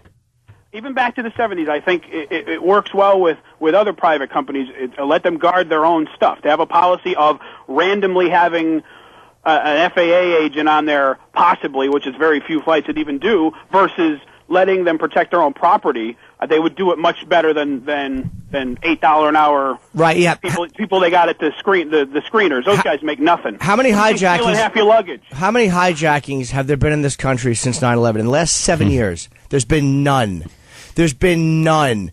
And the way it's going to happen again is they're going to figure out a way to blow the planes up in midair. That's what's going to happen. Ooh. And then we're going to go, well, you have to, every time they get us, we go, okay, we have to correct that. Had Richard Reed pulled off what he wanted to on that American flight from Paris, we wouldn't have known what happened. We probably still wouldn't be taking our shoes off, and it would have happened a couple of more times until we figured it out. That's the way it is. Look what the corrections we have had as far as the Patriot Act and all that stuff, Jim. That's where I agree that with the Republicans in particular are horrible on that stuff. I mean, that they have to take away our civil liberties and whatnot slowly, one at a time, and to the point where we don't notice what they've taken away, and to the point where they're tapping our phones like they are in China. They pretty much I are don't mind now. the Patriot Act. I don't know enough care. about the Patriot Act, to be honest with you. I'm not doing it. I'm not. All right. I'm not pulling shenanigans. All right, we got to take a break, Steve. Thank you so much. To say that I'm against the Second Amendment is just not accurate. I'm for it. I don't want to see. I know you're people- packing heat right now, right in the front of your pants. I see it. I don't want to see guns taken away. I just think the NRA goes too far. And we forgot, man. We forgot before 9/11, they weren't crashing planes into buildings. They were landing them somewhere. You know what they said? We were caught with our old pants down. I was watching a special. It was last night, actually. I was watching it, and they were talking about how there were people on the plane, that first flight that Ada hijacked, which I think was Flight 11, where they thought it was a medical emergency. They were going back. Yeah. There might have been people on A lot that of first confusion. flight who really never knew they were about to die. Because in Coach, he said a lot of them really thought it was a routine medical emergency that they had to go back for. Oh, look, we're zigzagging through the streets of Manhattan. Yeah. It's like, what? Well, they might have thought Look it was- out the window. Oof. Well, maybe the last few seconds. But Just horrifying. We're going to take a break, and when we get back, we're going to talk about the Third Amendment. Not many people know what the Third Amendment is. The Third Amendment. Third Amendment is... I hate that one. Is that the one where they let the... First is speech. Second is guns. Third is Third Amendment. Third Amendment. 1, 2... illegal search and seizure. Quartering soldiers. What? Quartering soldiers. Quartering soldiers? Quartering soldiers? What does That's that an mean? oldie.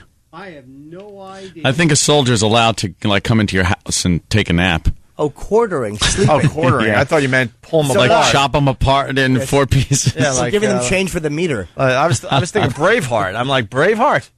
The Third Amendment is Braveheart. Are they allowed to hang out? No soldier shall in the time of peace be quartered in any house without the consent of the owner, nor in time of war, but in a manner prescribed by law. That's why nobody knows what the Third Amendment is. Before that, they were just able to kind of I'm come coming in. here. A little sleepy. That would be. And we'll use this house. There's some great houses out there. How cool would that Just be? kick it in. Go ahead. Kick the door in. You got to put me up for the night. Sorry. Which is I don't why- care you're having a webcam party. I'm tired there, Anthony. Now you know why we have the Second Amendment. Otherwise, you'd have a bunch of soldiers with guns coming in and taking over your house. There you go. Opie in it. Sleeping. Yeah. Now we're rocking. Good morning, everybody. What's up, Boston? What's slapping in Cleveland? New York. In the house. And Cape Cod. I thought it was kicking in there. I know. I thought the vocals were coming. Here they come. No, what? Ah, come on. God, why doesn't it Just ever one time. kick in? Want to do a single? Okay, here it comes.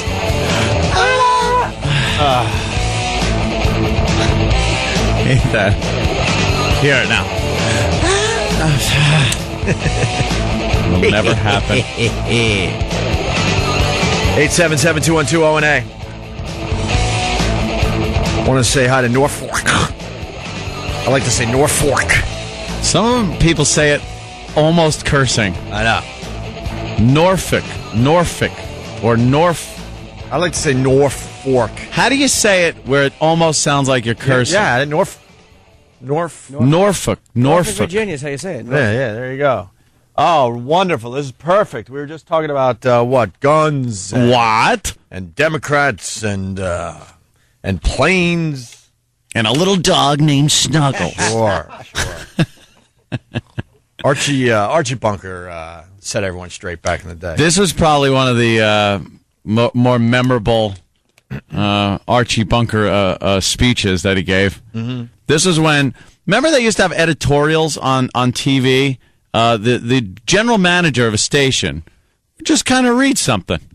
He'd be like, this is on, maybe guns or something else, some charity thing. And then they gave regular Joe the opportunity to come on this station, sit down, and give a rebuttal to one of the statements that were made. Mm-hmm. And there you are, just some regular Joe on TV talking about it. Channel 11 used to do it here in New York all the time. Yeah, when 1,000 people were watching. Yeah, it was nothing. Well, they ran with that on All in the Family on a gun control issue, and Archie Bunker was doing the rebuttal on, and he was the pro-gun side of it, and some of the stuff he said is classic, literally. Speaking of the First Amendment, you don't get shows like Archie Bunker anymore.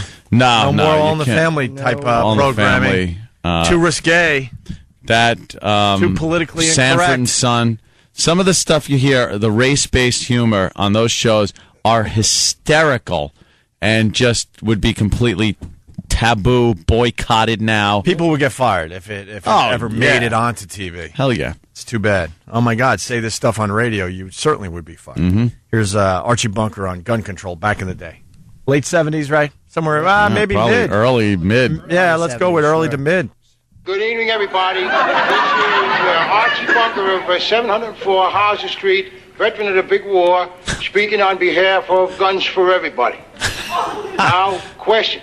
What was the first thing that the communists done when they took over in Russia? Answer, gun control. And there's a lot of people in this country who want to do the same thing to us here in a kind of conspiracy, see. You take your big international bankers, they want to, masticate the people of this here nation like puppets on a wing. And then when they get that done, turn us over to the commies. To the commies. He's brilliant. The damn commies. God damn, was he funny. And he was such a liberal, Carol O'Connor. Yeah. The absolute opposite of Archie Yep. Bunker. Now I want to talk about another thing that's on everybody's mind today, and that's your stick-ups and your skyjackets, which, if that was up to me, I could end the skyjackets tomorrow. All you got to do is arm all your passengers. All your passengers. And then he ain't got no more superiority there, and he ain't going to dare to pull out no rod. And then your airlines, then they wouldn't have to chase the passengers on the ground no more. They just pass out the pistols at the beginning of the trip, and then pick them up again at the end. Case closed. It's brilliant. We should have listened to Archie 30-some-odd years ago. He was going to pull out a rod. Yeah, a rod. I forgot it was called skyjackers back in the day. Skyjacking. Skyjacking. Yeah, hijacking was a truck, a highway. Yep. Yeah. They used to call them skyjackers. I forgot about that. Pass out the pistols at the beginning of the trip. And then you collect them up at the end. That's funny, man. And then this is what he had to say about Democrats, right? Well, the Democrats' way of running this country is to go tell us all how we ought to make sacrifices. God, they're great on that stuff. But they're all going to have us over the hill to the poorhouse. We ain't going to be able to drive over there because we ain't got no gas, so we're going to have to walk it. Oh, the Reader's Digest says walking is very good for you. Oh, ain't that lovely? The Reader's Digest can always put a little joy into poverty. My whole point is this whole thing with the energy and everything. This is all a conspiracy. No, you know that? It's a conspiracy there. Listen, for years, all our lives, they've been telling us to go out and buy stuff that use energy. You know, all electrical stuff. They got electric toasters, electric ovens, electric stove, electric stereo, electric TV, electric race, electric hair blower, electric knives, electric every damn thing. Not to mention the cars. And now, after all the big corporations there make the billions and billions of dollars worth of profits, signals, wham, they're changed. And after telling us for years that we can't live without this junk, now they tell us that we gotta live without it. The country is going straight into the dumper. That could have been said yesterday. That's amazing, That yeah. could have been said yesterday. Yep. Same effing problems. Why are we even arguing? It's the same Exactly. crap. That is the same issue as today. Same crap. So why we even waste energy talking about this? It is what it is. It's just going to stay that way. Absolutely. I can't wait till we have solar power completely, and they're like, you're using too much of the sun. The sun is getting tired. So there you go. Yeah. All in the family. That's pretty cool. Very Something that- very timely. Yeah, it's unbelievable. Can I recommend something I saw this weekend and it really bothered me? I'm not into transvestites. I said bothered me, not I know, pleased me that's more what than comprehension. I conjured up the thought before you said bothered me, and that's why I stuttered on it. It's like, that wouldn't bother Jimmy. And transsexuals, not transvestites. That's queer. I saw on HBO On Demand, there's a special on a guy who was convicted wrongly, in 1984, black guy, for raping and killing a white woman. It's called The Trials, Daryl Hunt. Mm-hmm. You got to see it. I saw the one about Michael. Yeah. Really, they railroaded the guy, huh? It was, but it happened in '84 in I think North or South Carolina. I mean, this wasn't like the '60s or the '50s. Yeah. The evidence was so awful all along. It's Wow. disgraceful. And it's like the things the black people were saying about healing in the community that always annoys me when I hear it now. It's like, because you know the guy is innocent before the documentary starts. It's like, it doesn't annoy you when you're hearing it in this. It's like, I don't know, just really. They didn't pick him up because he had a past of rape or anything like that. No, Okay. no, he was- All right, because, Nothing. I get Totally a little, I don't care if they're innocent if they were doing it before, and that's why they picked him up. But No, it was a totally bogus thing, and this happened in the '80s. And he did 20 years. Man. How do you do that time knowing? He got standing on my head. They were fighting for the death penalty, and they didn't get it. The jury didn't give him the death penalty. Had he been given the death penalty, he absolutely would have been executed. And people were like, well, that proves the system works. But that's not what it proves, because when you watch what finally happened, it makes you want to just vomit. So, well, the whole the thing with DNA evidence now has really, for both sides, it's done very well in convicting criminals and freeing up innocent ones. Absolutely. But it really did. That technology kind of came around relatively recently. Where it's very exact, faster than it used to be. But back then, wow. Somebody said, you done it.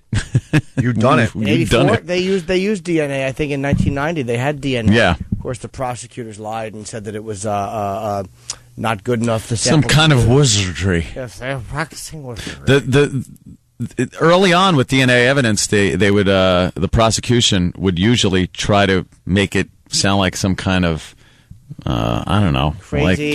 crazy, and the jury couldn't understand it. What is this? Why?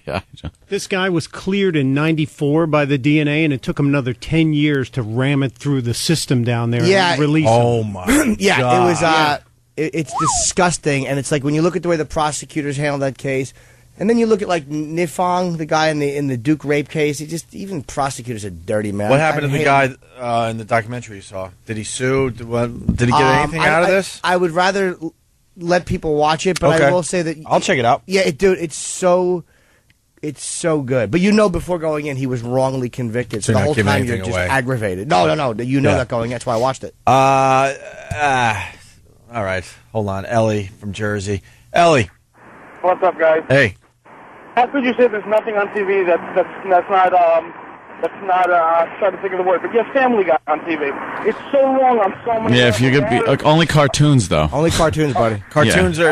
That's the problem we have. How with about that real stuff. people acting like the cartoons do? Yeah. where you can say things that are politically incorrect, and you could use a racial humor. How about that? I love Family Guy, but it bothers us that only cartoons are allowed to do this type of humor. And if you're a real person, like Ant was just saying, it's off limits. That's insane. We become in our such society. Such a country of like girls that little sissy men that we can't handle people saying things we don't like. I mean, that's what just a little sissy nation we are. We have to have cartoons say things that are possibly offensive. Mm-hmm. If the founding fathers saw we were today, they'd be rolling in their graves. All right. Thank you. Well, they wouldn't either because they had those things they didn't want you saying, too. If they would have seen two guys holding hands, the founding fathers would have been too keen on it. I mean, they did a lot, but they were kind of douchey, too. They would have seen MTV and hung themselves. I love their wigs. I love when people talk about the founding fathers and the founding fathers, and what they would be doing. Know what they'd be doing? They would have a kick-ass penthouse here in Manhattan. They'd be rocking and rolling. Rolling up to the club in some kind of limo with a girl a girl on each arm, and a slave. What do you think they would? Car.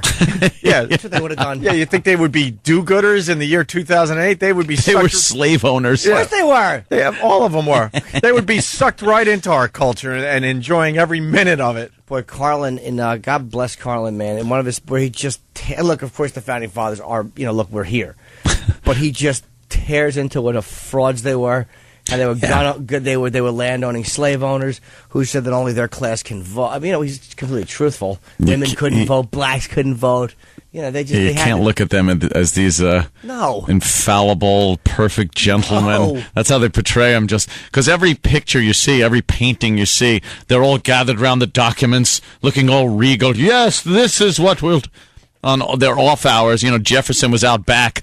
Plowing the help. Yeah. Meanwhile, you don't know what they were actually signing. They could have been signed. Now we can kill blacks if they. No, we can't. That's what they were arguing. I would imagine. I wonder what they were doing when this picture was painted. I imagine they had a few bonfires, like getting rid of some evidence of other things they signed. Absolutely. Yes. The old school paper shredder. Yeah. Now that Get we're the fire going. Now that we're known as do-gooders, we better get rid of a few files. Burning books, bunch of asses with high white sissy stockings. Cut it out with the buckled shoes and the stockings, you women. Yeah, knickers. Yeah. Well. Bunch of wigs. Fruits. They all owned a bunch of knickers. They really did. They did. Let's say hi to Liz, who's standing on the Freedom Trail up there in Boston. Liz, what's up? How's the Freedom Trail? Hey. Hi. Everything's going great. I'm going through a car wash right now. I apologize. Oh. All right. Richie Bunker ones was... Why would you call us? Hey, Liz, why would you call us in the middle of car wash is cell phone kryptonite. Yeah. That's like lead. She's insane. My cell phone is on a fritz, and I'm actually, let's make it even funnier, on the way to a funeral, unfortunately. You would like to make it funny. Yeah. What do you mean even funnier? It wasn't funny to begin with. Yeah. Hold on. Are you through the car wash yet? I'm going through the blow dryer thing right now. Why don't you? Well, what was your point? Because we lost your point totally. I think she wanted to say that she loves... My favorite Archie Bunker episode was they had, I'm Catholic, Irish Catholic, but they had a Protestant, they're Protestant, right, through the episode. But I guess their Catholic neighbor came over, and they're like, oh, why don't you stay for dinner? And Archie's saying, oh, no, we're having, meatloaf tonight. And she's like, no, that's fine, Archdiocese, whomever. Said, oh, it's okay that we eat. It's okay that we eat meat. And he's like, okay, oh, really? terrific. All right. All right. Well, Miss, you started with the theme song. I mean, you Yeah, really no got to kidding, cut to the chase. And then it's like a pan over of Queens, and they're singing on the piano with Gene Stapleton, and we got it. All right, Jimmy. Well, anyway, his punchline Who talked was, very differently in real life, by the way, Jimmy. The Catholics. Shut up! All right. Cat lick. Remember, she was Gene Stapleton played the lady in the wheelchair, Mary, Mother Mary or something. Or what was that, Sister Mary? Oh, no. She played some broad Mary in a made-for-TV movie where she did talk differently. No, I don't know why. I don't know why. It's probably like 1978, and here I am talking about it like it's the hot thing all the kids are discussing, like Russell Brand or something. Oh. All right, listen, we're going to change gears. Anthony's got this great idea to do a webcam house. Oh, yeah.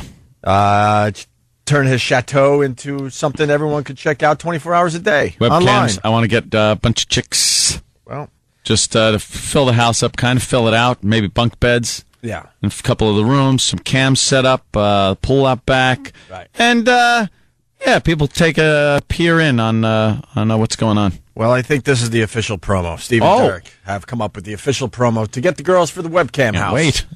All right.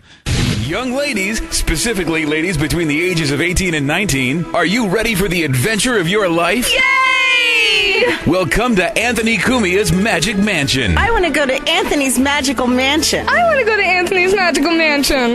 As you pass from room to room, the magic of Anthony's millions will begin to consume you. Wow, look at that chandelier. Let's get topless. Wow, look at all the guns. Let me just slip out of this skirt. Yay, he's got a swimming pool. Bye-bye panties. I love Anthony's Magical Mansion. Eventually, your worries and your problems will disappear, along with your memory, your clothes, and any identification you brought with you. Your Magic Mansion experience will come to an abrupt end at roughly 4 a.m. the next day when you wake up in pain on the floor and you realize where you are and what you've done. What the are those lampshades made out of? Oh my God, it's people. Anthony's lampshades are made out of people. People! If you'd like to spend time at Anthony's Magic Mansion, call 1-800-ROHYPNOL. That's 1-800-ROHYPNOL today. Anthony's Magical Mansion. Where are my clothes? Yeah. Or Steve would say, clothes. Clothes. Is there any way we can isolate him just saying clothes? I turned into Steve at the end of that one.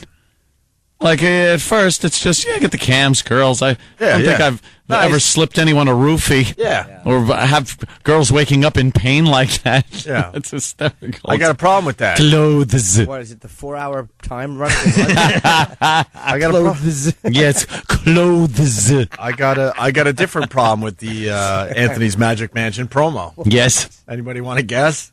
The fact that there are, of course, injured women in it somehow. Well, the actresses playing the 18 and 19-year-olds sound like 30-year-old office workers. Steve walked where are the lisps? Steve walked through the cubicles trying to find broads for his promo. The one girl's like, I want to be in Anthony's Mansion. I want to be there. You dumb. Actually, I think the girls that lent their vocal abilities to that was the cake farter and her sister. Oh, really? Oh, really? They sound a little old to be playing 18 or 19 Yeah, year olds. what the hell? It took me out of your promo. Yeah, I mean... Here, just listen how old they are in the beginning here. Young ladies, specifically ladies between the ages of 18 and 19, are you ready for the adventure of your life? Yay! 18 or 19. Well, come to Anthony Cumia's Magic Mansion. I want to go to Anthony's Magical Mansion. I want to go to Anthony's Magical Mansion. As you pass from room to room, the magic of Anthony's millions will begin to consume you. Wow, look at that chandelier. Wow, look at that chandelier, Daddy. And that was the best take of 4, I believe. Did they have their clothes on? Yes, look at that chandelier. Let's get topless. Yes, they did. Wow, look at all the guns. Let me just slip out of this skirt. Yay, he's got a swimming pool. Bye-bye panties. I love Anthony's Magical Mansion. Eventually, your worries and your problems will disappear, along with your memory, your clothes, and any identification you brought. Clothes. Your clothes. Who talks like that? Clothesing. Clothes. He's got to pronounce every word perfectly. Enunciating James. Oh, now that In a World guy is dead, you might have a shot out there. Oh, yeah. Movie trailer Steve, I'm thinking. In a world where everyone has clothes. Clothes. Have you seen my clothes? Yes, they're snug lately. My clothes. It's enunciation, James. I'm enunciating. Yeah, you are. Yeah. Clothes. I'm getting the words out there. I know, yes, you are. It's not ironic that improv is only one letter away from improve. Clothes. Oh, what should I have said? Close. Close. Yeah. Doesn't close the door? Close. No, doesn't take your clothes off, biatch. Doesn't matter how it's spelled. No. Yeah, Everyone that's how we says talk. it. Close. Leave the regionalism to the people who are, in the thing. I agree with that, but clothes is not rejecting originalism. Clothes is mispronouncing something like a psychopath. Right. No one says that anywhere in the country. There's no one who's like shedding regionalism who will say, "Well, I want to be able to do the news anywhere, so I will say a woman was found without her clothes." I find it hard to believe you're that worldly that Well nobody said. else in the country. Yeah, exactly. That nobody else in the country would say that. But No, maybe if you I could- am that worldly. You kidding me? I do gigs all over, I know from you do. Boston, sold out, to Stress Factory, on sale now. Nice. I'll eventually go to the rest of the country. Damn. Nice. I like that. Oh, Yes. is that nice? That is called gratuitous. All right, we're going to go to break with the Steve Happy We're going song. to Briac. Yeah. I want to shed my regionalism opie. Here's Steve's Happy song as we take a break.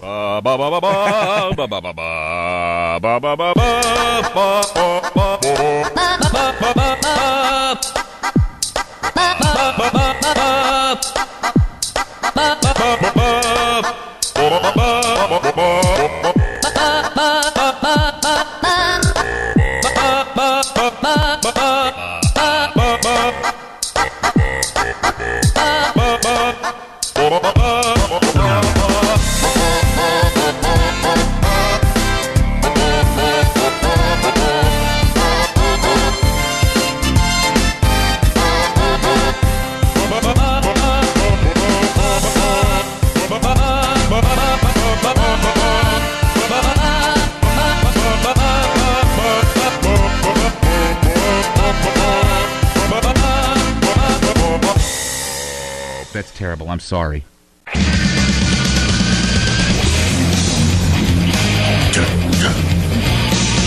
Opie, Anthony, Jim Norton. Eatabullet.com for Jimmy. And MySpace. you don't like that Eat a Bullet anymore. What's going on with that? Every time I bring up Eat a Bullet, you go, no. Because I have to fix the website and the website hosting. There was so many problems with the site that got built. I had some new work done to it. It's just crap, dude. You don't Oh, no. So we're pushing everyone toward your I MySpace wasted page. so much money recently in No the last way. year. Yeah. I want to go on a murder spree. On the on your webpage? Dude, it makes me... Why isn't it, like, good? I want to kill people. Yeah. All right. No crap. I gotta get... Well, you Sucks. Let's, Nobody does what they say they're going to do. what? Nobody does what they say they're going to do. No! Oh my God, no! We were talking about incompetence and just no one gets the job done right anymore. You got to do it yourself. Doesn't get, and then you got to, you can't get a hold of people. I Nope. hate everybody involved with computers. So go to my MySpace because my website stinks. Yeah. Hey, we didn't even talk about Chuck Liddell getting knocked out. Oh my God, dude, what happened? Rashad Evans. I told you, man. He's undefeated. He had 10 years on Chuck. Mhm. He caught him. I mean, he was out. Knocked him out cold. Completely out cold. Wow. I was hoping to get Dana White on the show today, but I don't think that's going to I happen. think him and Chuck went to Cancun. I heard that they flew today. Actually, they might be on a plane. Or yesterday. But Chuck had to go to the hospital, and He's all right? Wow. Oh yeah, he's okay. And I was talking to his manager Reed, and or texting. I'm like, I think he's going to retire because it was a bad knockout. And he's like, no, he'll probably just readjust like he had to for the. What did he catch him with? Right. I mean, A right? Did he follow it up with anything, or just one right put him down? Away. Chuck was walking away. Chuck was so unconscious. It was like you got to see he the went to walk over him, and the ref just stopped. And the ref knew, I think, before he hit the mat that he was out. Yeah, you got to see this. Damn. It's up on YouTube already, right? I don't know. We'll probably link it on onaradio.com. I was watching a lousy feed of it. No. And then it cut out right before the knockout. Rashad Evans. When I saw Chuck Liddell walk out, and he had a gut a little bit that was kind of hanging over his shorts a little. He didn't look in the best shape he's ever been in, that's for sure. Why don't you tell Chuck that next time he's in here? No, that's why I say it now. Well, then I'll deny it. I'll certainly save the tape. Is this the yeah, it's two cats. Knockout? These dumb YouTubers. Where's we clicked on one of the Chuck Liddell links, and it was two cats fighting. Thank you. No, it's just like the celebration after the knockout. All right, we got a couple things we could squeeze in here. We got a pastor saying "I Kissed a Girl" video is pornographic. What? What's her name? Katy something? Katy Perry. It's a hot song. And then you got Gary Coleman hitting a fan with his car. Where you want to go? Oh, we found the video? Dude. I think I'm looking at it. Watch this. Evans just catches him, man. I know it's radio, but watch this. Right on the button. Good night. And Liddell is completely unconscious. Yeah, he got him right square in the chin. That must have knocked his jaw back. He is knocked out cold. Wow, Liddell had his left hand down. His arms, I think that's how Rampage Jackson caught him, too. Like, his arms just down sometimes. What the hell was he thinking? I think the league, like I was pointing, I think a lot of them have him figured out because they've been watching him fight for so many years, so he has to make some... His left arm is not even close to defending that Look at the punch. shape Evans is in. Yeah. It's easy to play Monday morning quarterback, but it really looks like that arm was just not anywhere near up to protect him from a right. Yeah, Rashad Evans, really a well-built fella. He popped him square in the jaw. And that's it. And boy, did he go down. God almighty. Chuck just took a nap.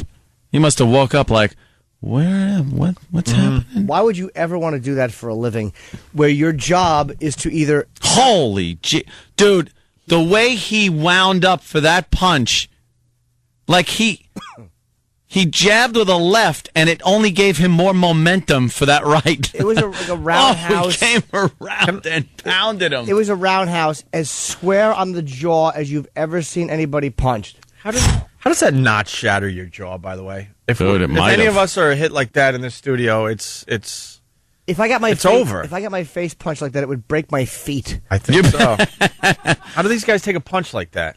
It's amazing. You just got to be born They got it from differently. Every angle, and the angle from the back, you see his neck almost contort.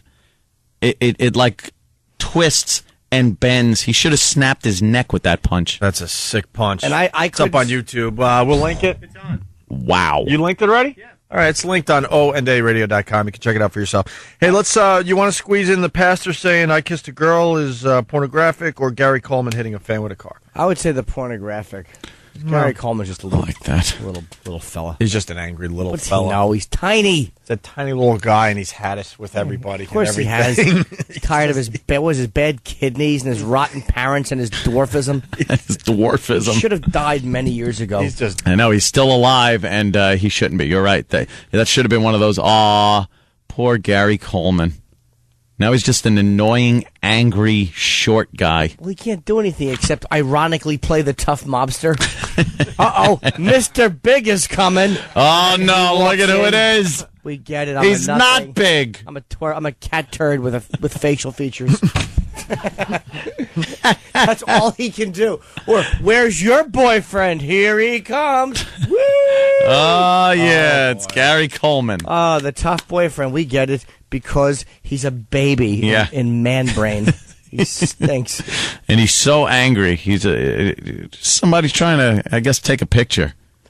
And, damn, he got all mad. Well, we could do that. I should be happy. Well, why don't we squeeze that in? Squeeze in that goddamn shorty. There we go. Gary Coleman, believe it or not, is quite strong. You might want to think twice if you want to try to take a picture of him, because the former child star reportedly hit a fan with his car during an argument at a Utah bowling alley. His bodyguard claims the fan refused to back down after Coleman declined to take a picture. But the fan says Coleman's wife Was he snapped appearing his as a cell pin? phone and that Coleman punched him several times before getting behind the wheel. Police say the incident is still under investigation. Coleman punched him, huh? That's right. That's a mean punch. Why won't he take a picture? Gary, Yeah, right? why? What are you doing? Why wouldn't he take a You're picture? at a Utah bowling alley. You should be happy someone recognized you in a Utah bowling alley. Why won't you take a picture? What else are you doing besides just being a laughing stock? Yeah, everyone laughs at you. That's why he's so angry. Well, how old is he now? 72. Wow. Yeah. He was 50 when he did Different Strokes.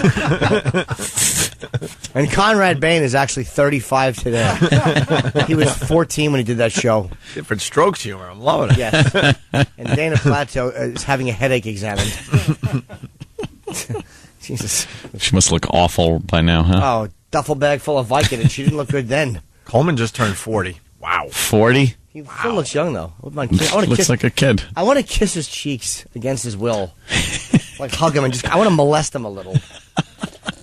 Like make the smoochy sound on his face. Oh, he would hate that. Oh, he would. Come He'd on. try to punch you, but he can only punch people that allow him to punch them, I think. Like, there's no way Gary Coleman's getting one in on you if you expect it and don't want to be punched by Gary Coleman. If I was a billionaire, I would put up a fight. Rashad Evans versus Gary Coleman. Or Fedor versus that'd be Coleman. great. Full contact face punching. And I would pay them each. Gary Coleman would be like, he'll kill me. $10 million. All right. I'll do it. Then he does it. Yes. Winds up completely profoundly retarded. I'd make him a green wig. I'd make him wear a green Oompa Loompa wig. And he would have to walk around the ring like an Oompa Loompa, like with the way they would, and he would have to go like doopa-dee-doo with no mouth guard at all. Make him come out to that music. Yes, and Just he would, humiliate him. he would have to say doopa-dee-doo, oompa, and he would just have to keep saying that as he walked around the ring in that stupid Oompa Loompa gait. And then Fedor could just be himself. He should just completely do with them what Hervé Villachez did. Just lean against that glass door. Ow, it hurts. All right. Here's a pastor having a problem with Katy Perry. Katy Perry. How do you say her name? Katy I like Perry, the song, probably. though, I gotta be honest. Yeah. We didn't intend to get into all this, but it's become, a bigger thing. Pastor David Allison says Katy Perry's video is borderline pornographic and flaunts homosexuality.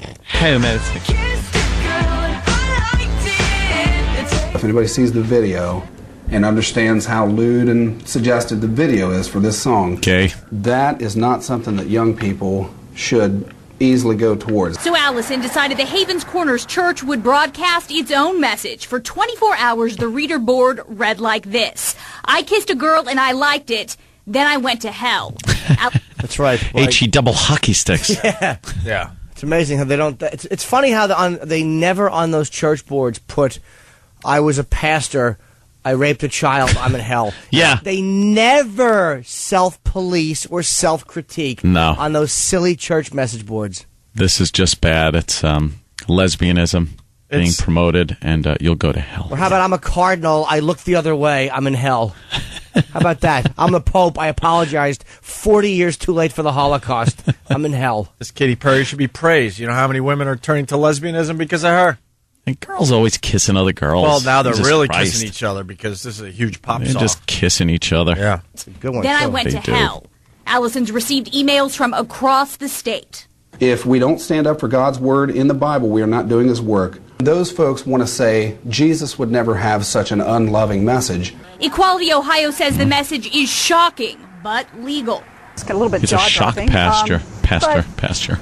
It happens. Shocking But grass what we want and people field. to know Cow duty is on that there are over Fenced in. 300 welcoming and affirming churches across Ohio. We love homosexuals, but if they come to our church, they will Kill hear that just like an adulterer or someone else that commits a sin that the Bible defines as a sin, those things have to be repented of.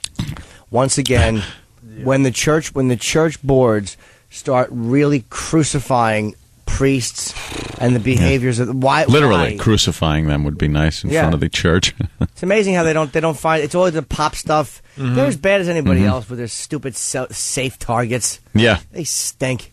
I kissed a girl and I liked it, and now I'm going to hell. Jesus would love lesbians. I don't think I'm taking a big chance. He was a radical. Yeah. Long hair and a beard. Yeah, just walking the earth. He was a radical. He would have been at Woodstock watching the girls getting it on in the mud. Naked. Oh, he would have loved the action. When you're referring to some part of a person that is part of who they are, kind of like your personality, and then that is somehow sinful, which I do not agree with, that's difficult for people. The church took the message down yesterday, they say, because not everyone understood the cultural reference. They replaced it with one that talks about forgiving sins, while the rest of the world debates what one really is. I've just been watching the video that Oh, the Danny's video had is up, and I can't stop ridiculous. watching it. Yeah, it's ridiculous. That's a good video. One of the hottest songs out there right now. Yeah. She performed it last night, VMAs. Did she? Did they do a little stage show? Did they have girls coming out and kissing each other or anything? No? I was on too late. I don't know. I also heard she redid Like a Virgin because it's been 25 years since Madonna did that song. Oh, right. So she redid that last night. I'm going to get that damn song. Yeah? For the You old like iPod Jimmy. Yeah. You like it? I'm a teenage girl. Are you? I like that song. Want to come at to my house? You can stay at my house. Yes, I'll take off my clothes. Take your clothes off, please. He's a fool. Are you dipping into the teens' end? No. Nah, staying off the. Why? Staying away from the teens. I don't know. Haven't had an offer yet. No. Barely legals. Barely legals. Yeah. That's what you do. All right.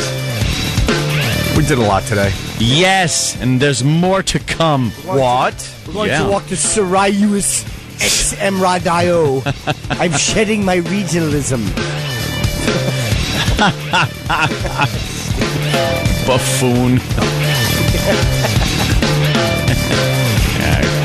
Come on.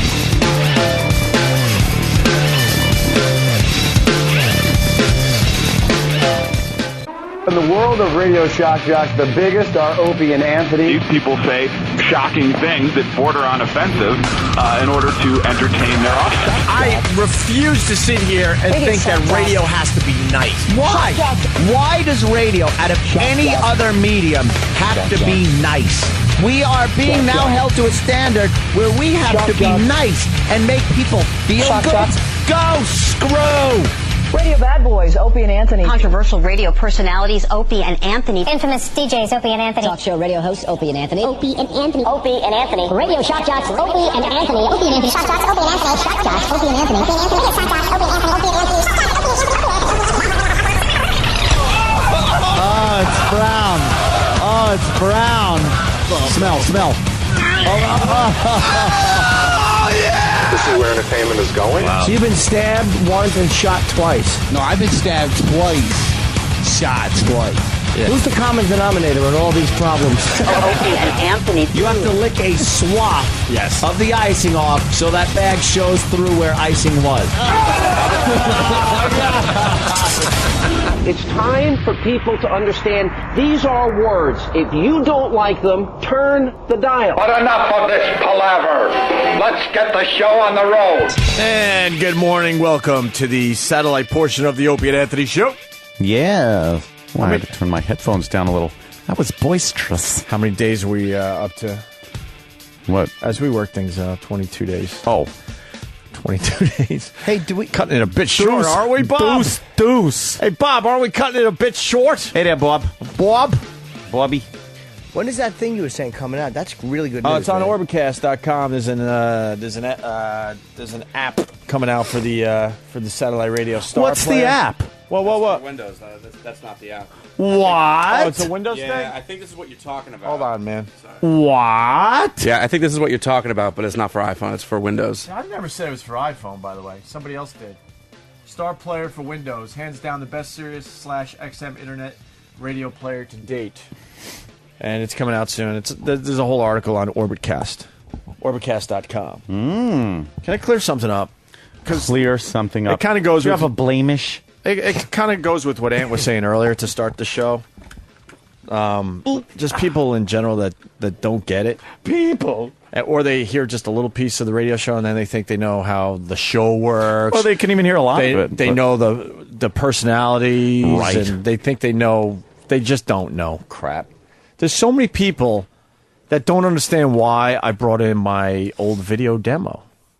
What? They're making fun of me and stuff. I'm like, dude, the whole reason I brought it in was so I could be thrown under the bus. I'm not looking at that like, wow, look at me. I was howling laughing. Yeah, I should be the host of American Idol instead of Ryan Seacrest. I mean, I brought it in to get killed. Do they really not get Did someone not get There's it? so many people that don't get it. And they're trying to abuse me over it. I'm like, don't try What to... was an example of not getting it? Like, how are they abusing him? Like, oh, he brought that in, and then what's the bitch that they had? And they think that I thought it was, like, good. It is. Yeah, If you're it is. auditioning to be a douche. It's good if you want to be... It was good for throwing me under the bus. That's the difference. I guess because there's not a lot of radio shows that are so willing to throw themselves under the bus. It's a big part of this show. I think there's a lot of radio shows and TV shows and stuff. They protect their image. They protect what they're all about, I guess. Yeah, so we they sure ain't into that. No, so they Not don't want here. to. They don't want to show the underbelly and the scars and how damaged the personalities truly are on this radio show. Right.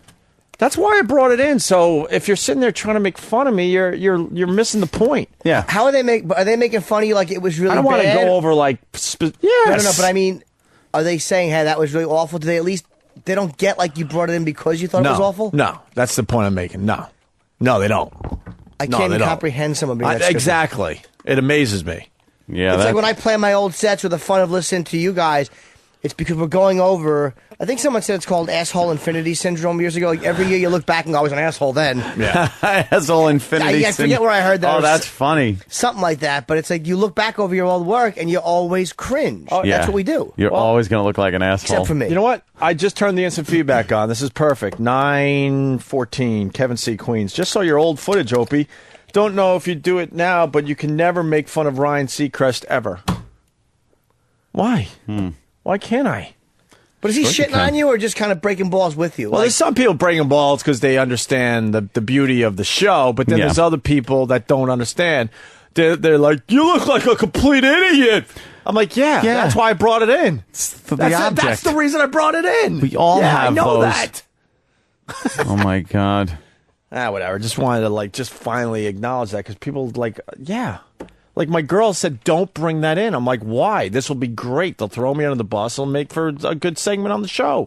She goes, why do you like being uncomfortable? I'm like, I don't know, but it's also good for the show. Yeah, it was. And that's why I did it. Horrific. I look like an idiot. My pants are pulled up too high. I look like I'm 14 years old.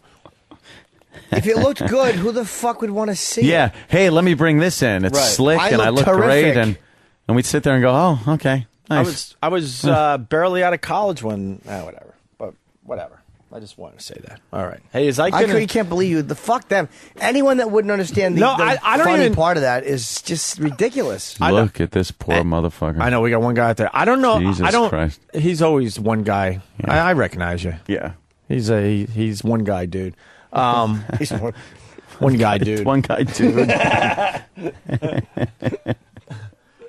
Oh, I had a point to wrap it up, but now. Oh, damn it.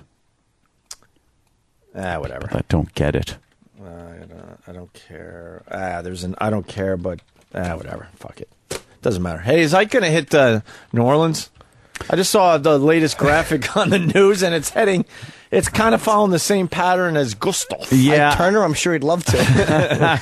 Like slightly more west Yeah. than Gustav, but it's heading in that same It's general in that direction. and they love showing that. Like, even if they know it's really not, they'll put New Orleans in kind of the edge of the possible strike area, just so people can go, oh, I gotta watch. Yeah. They want another friggin' disaster so bad. Yep. The American people, we love our We real all do, though. entertainment. You know, you can't just blame the media. I think as a human being, you just enjoy disaster.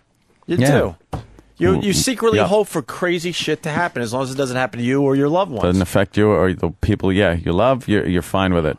It's like a movie. It's We all action movie. Yeah, exactly.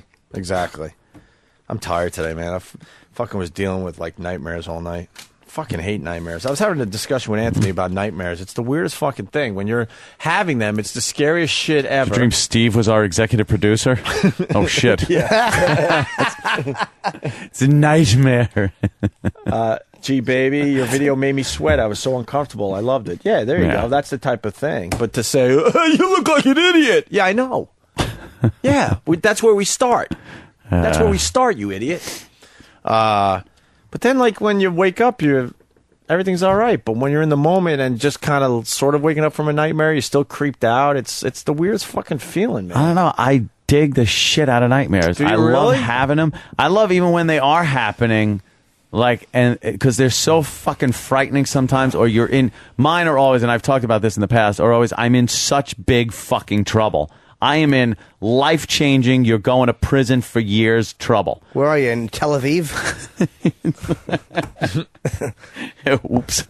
Do you ever see the killer in yours? Yeah, I see the bad guys all the time. I don't. They chase me, I can't run. I go to shoot them, and like, I have the wrong ammo. So you actually see the face of your oppressor. Oh, of yeah, your killer, of your the bad guy. They're like by the windows sometimes. I never see the face. Or I'll be in a house, and usually it's some house I used to live in fucking like years ago, and the door will be open a crack, and I'm like, who the fuck left the door open? So I'll lunge to shut the door, and right when I do, somebody else is on the other side pushing it, and they get in the house, and then I run out the back door, and I'm trying to fucking run away, and you know how running is in dreams. Jesus Christ, doesn't work. Do most people see the killer in their dreams or not?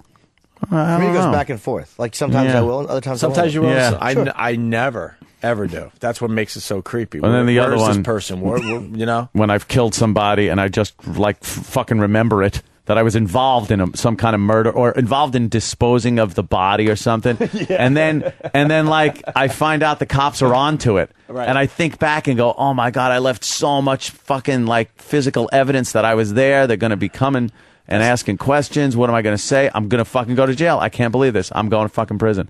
And then you wake up and go, oh, I'm out of trouble. That is the That was greatest easy. feeling ever. Oh, that was easy because I was in a pretty big jam there. Your nightmare is one big anxiety attack, and you wake up and go, oh my God, I was just dreaming. But it also works the other way, unfortunately. Those over-the-top, awesome sex dreams, you're like, what? That's not real? It's only happened a couple of times, but there is nothing better than just waking up in a puddle of your own cum after you're dreaming. It's like, you wake up, you're like, oh my God, I dreamt I was fucking some chick. I came, holy shit, I'm laying in my own cum. You know, I don't talk about my past relationship that much, but I'll tell you this much. I miss being in a miserable relationship because of what you just described. Oh, because you don't fuck for a long time. Nope. So those moments where you wake up and you're like, holy crap, that was the coolest thing ever. Yeah. I don't have those type of dreams anymore. No, now you just. I'm in a really blow good dust out your relationship. dick. right. Just too much fucking. But that's one thing I miss about being in a miserable relationship right there. Yep. The fucking sex dreams. The lack of sex, and then after a while, you start. My God. If you're too like lazy to jerk off for like a while. Well, yeah. And then you just. Well, I got into a pattern where the sex dreams were so cool that I would hold out, and then it was like winning the lottery. You don't know what night it's going to happen. Here it comes. I'm serious though. All of a sudden, you're like, "Holy shit! Time to disperse some poison." It's really fucked up. The mind really. I'm not saying anything fucking groundbreaking here. Is really fucking amazing because it can actually give you the feeling that you're slowly slipping your dick in a wet pussy. Mm-hmm. Because when you're dreaming, when you're having a wet dream, and you start fucking, when you slip in. There is no difference than being in real life and doing the same fucking thing. Sure there is. In the dream, there's no screaming or duct tape. Fucking mace in your face. Yeah. But yeah, she's a little thinner in the dream. You can get your arms around her. That's why they call it a dream. Yeah. But yeah, you can actually, your fucking mind makes you feel that physically, which is Enough where you fucking shoot a load. And I would start walking around feeling like heavy. And I a little plumped up. A little plumped up, a little heavy. And I knew that any day now the sex dream wasn't coming. And I would get a little more pep in my step. God, people thought we had the world by the balls. We were so fucking miserable back then. Balls were all full of cum. Yeah, no, don't touch them. It's amazing. I can't. I don't know if I've ever had a wet dream. I mean, I may have. You're too fucking crazy with the coming amount of, every day. The amount of jerking off you're doing, you don't even give yourself a chance. I want to, because I think you have to go without it for how long? You think? It's probably a week. I would say maybe even more. I've gone 17 days. Is the longest I've gone in my adult life that I can remember. And I didn't dump anything. Without dumping at all? Yeah. How'd you fucking do that? So it was one of my times I was trying to stop. You're trying? That's I'm going to try excessive. again too. Starting today, I'm fucking. Can we see how long you last? Did you jerk off last night? Like, yeah, that's a yes. If that's what you want to call it. More like I grabbed my dick like it owed me money and I strangled it. I was angry at I kind of grabbed it. It was weak and it wilted. And yet I held on to it for dear life, as if it were the brake on a runaway train. I fucking came so hard last night. It was a 4-squirter, and I hit myself in the nostril. Wow! And that was trying to control it. Like I was not trying to shoot over my head. Right. My nickname is fucking the Cum Kid. That I don't doubt it. Yeah. I'm gonna videotape myself arcing a load someday. Yeah. And figure out a way to get it up on a site. Without my dick involved, of course. You can arc them a lot better jerking off than in any other circumstance. She's sucking it. It just bubbles out and barely gets between her teeth. Fucking, it pulls up in her cheek or like a pinch of tobacco. Pinch between your chicken gum for real cum pleasure. Yeah, fucking, like a skull between the. Let's see how many days you go, Jimmy. No, but I want to stop everything. Like. Really? Really? Yeah, I've been trying to fucking deal with this, man. It's been driving me nuts. And I do okay. I did like a week last week, maybe 5 or 6 days with nothing. No porn, no nothing. It's fucking hard, man. See, that's so odd. I could go through phases of acting like that, but then it'll stop and I won't, I won't do it. Yesterday was lost. Really? Just the whole fucking day was lost. Trying to find the ideal situation for the ideal fucking orgasm. Is that what you? Dude, and then I shot what could have been foam on a brush fire. I literally, if my load would have been if there was a flaming building, I would have arced my load on it and saved a few people. Fucking shoot it on a runway when the plane has no landing gear. It was frothy cumsies. And then a couple hours later, there I am again. It was fucking. I was so disgusted with myself yesterday, man. Wow, it was such a beautiful day. You should have been outside. Should have been jerking off outside. Well, I woke up at 2, so I went to bed at 7. All right. Little fucking sunscreen on the head of your dick. You're outside jerking off. Sunscreen. I shot a line of it up to my nose. I had like one little tan line up my fucking. And then I did fucking jiggle-free abs because I couldn't stop jerking off. I couldn't get down to the gym before it closed. That's why I couldn't get down there. Oh, jerking off. Yeah. Ruined my day. Disgusted with myself. Oh, we get this one. Jim in Connecticut. Jim. Good morning, guys. Good morning, Jim. Well, I have a nightmare that I think Ant can relate to the most. I'm an NRA instructor, and in my dreams, my gun never works when I need it to, or the bullets just lob out. Dude, cops have those dreams a lot, I heard, where the bullets just kind of bubble out slowly. Yeah, it's the worst fucking thing when, because every dream I have where I have a gun, I have ammo that does not fit the gun. Or, you'll pull the trigger, and sometimes the trigger won't pull, and then sometimes the fucking bullet just, falls out of the barrel. And how fucking crazy. And it's the anxiety all night long. Is the gun going to go off? I can't get the gun to work. Where's my ammo? Where's how happy you are to find a gun? God, they're outside the house. Where's my gun? Where's my ammo? You're so happy to find one in the dream. You're like, fuck, a gun. All right. I got ammo. And then you like open up the fucking cylinder of a revolver, and you put the bullets in, and they fall right through the fucking cylinder. That's job dreams. Yeah. I had the DJ Nightmare dreams where back in the day when I was spinning tunes, I couldn't find the next record. At AF, I got those all the time. And the song was ending, and I didn't know what I was playing next. And then the anxiety of like, holy crap, I don't have another song. Yeah. And then you would get the song on just in time. It was just this anxiety building up over and over. It sucks. When we got I think laid- every person has job dreams, whatever the job you have. When we got, I was going to say laid off. When we were fired for 2 years, I had so many radio dreams that we had gotten a job in radio, but it was weird. It was always in a cave. Like the fucking studio was a cave, and like ozone was there, and the equipment was like all fucked up, and it never worked right. And I was like, oh, we're going to lose this gig like in a day. And the whole dream would be just trying to get this piece of shit radio station in the cave on the air. Yeah. And you don't get it on the air by the end of your dream. That's exactly it. What about the recurring dreams? Now, a lot of people have recurring dreams. Mm-hmm. This is my belief. They're not recurring. What do you mean? They just seem like they're recurring when you're Holy dreaming. shit, that's fucked up. That's my... So part of the dream is that it's a recurring dream, but it's not. It's But the that's first my time new you dreamt it. concept. I don't think we have recurring dreams. I think you think it's a recurring dream, but it's not. And how could you prove that you actually That's some dreamed fucked up shit. of that before? You can't.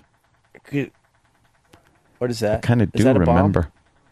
Bombs don't normally tick anymore. Oh, it's a fire alarm? That's why. Can we leave? What is that? If you hear a hum, it's It sounds like a dildo. Oh, is there a fire in the building again? Whatever.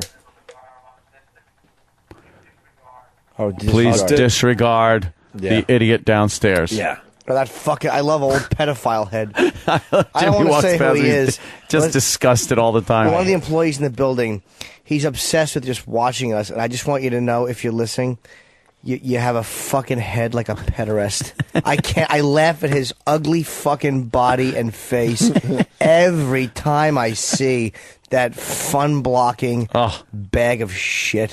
Your fucking life is almost over. How does that feel? He has dreams he can't find his little broom that he uses for his stupid dustpan. He has dreams that he walks into a grammar school and his dick is bigger and he can't find his lollipops. Those are his nightmares. You fucking scumbag. I hate him. I wish we would walk in one day and he'd go, guys, I have cancer of the teeth, eyes, asshole, and nose. I would go, yippee-ki-yay. I would have to be taken to the hospital for ankle replacements when they broke when I clicked my heels. This boy has broken heels. Fix my heels, man. Are you making Fight Club references today? Did you do a Fight Club reference? Yes, that was Which one was barely it? one. When he loses his luggage because it was humming or buzzing. Okay. He goes, thought it was a bomb. He goes, no, bombs don't normally tick these days. If luggage is buzzing, it's normally a vibrator. A vibrator. Let's say hi to Benji in Dildo. Jersey. Benji. Can't say your dildo. You have to say the dildo. Kind of like I'm kind of like both of Anthony and Opie because I love the fucking nightmares, but I also love being uncomfortable. But I have nightmares about dogs attacking me, and normally it's not a problem. But I woke up to my girlfriend fucking screaming because I'm punching her in the face. Oh shit. That's rough. And she had a nightmare that she let the supper get cold. That's real shit, though. People that beat up their spouses while they're dreaming. Yeah. Well, that's what they a say. real problem. Stroke of luck. It's fucked up because she used to be in an abusive relationship, so I try to be sensitive about that kind Oh of stuff. shit. But you beat her up in your sleep. Yeah. Yeah, well, I have like anxiety issues, and I'm bipolar, and normally Jesus. she's okay with Mess. me being a fucking psychopath. Yeah. But that's one thing. She started making me take Xanax and shit like that. I don't really have those dreams. I got a sister. She's I don't talk about her much. She lives in Florida. She's older. Sarah on Florida Street. She's barely 5 foot tall, and we're all petrified of her because she sleepwalks, and will sneak up behind you and scare the living shit out of you. And what man, that scares would us is the friggin' fact kill that me. she swears she doesn't sleepwalk, and we tell her, and she doesn't believe anybody.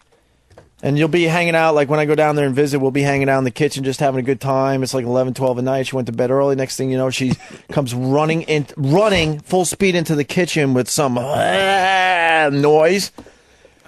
And it's like you're weird. seeing a fucking ghost, and then she runs back to bed. And she swears that she doesn't do this and that we're just pulling her leg. It's gotten to the point when I used to visit them, down in Florida, I would put up all sorts of what's the word I'm looking for? Like barriers and stuff because I was scared to fall asleep.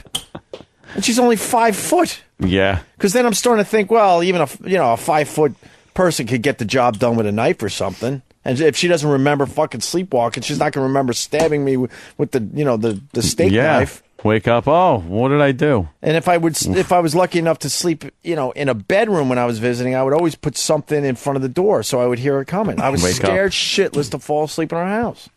She was one of those people, and she'd creepy do crazy stuff when she sleepwalk, and she swears she doesn't sleepwalk. Odd.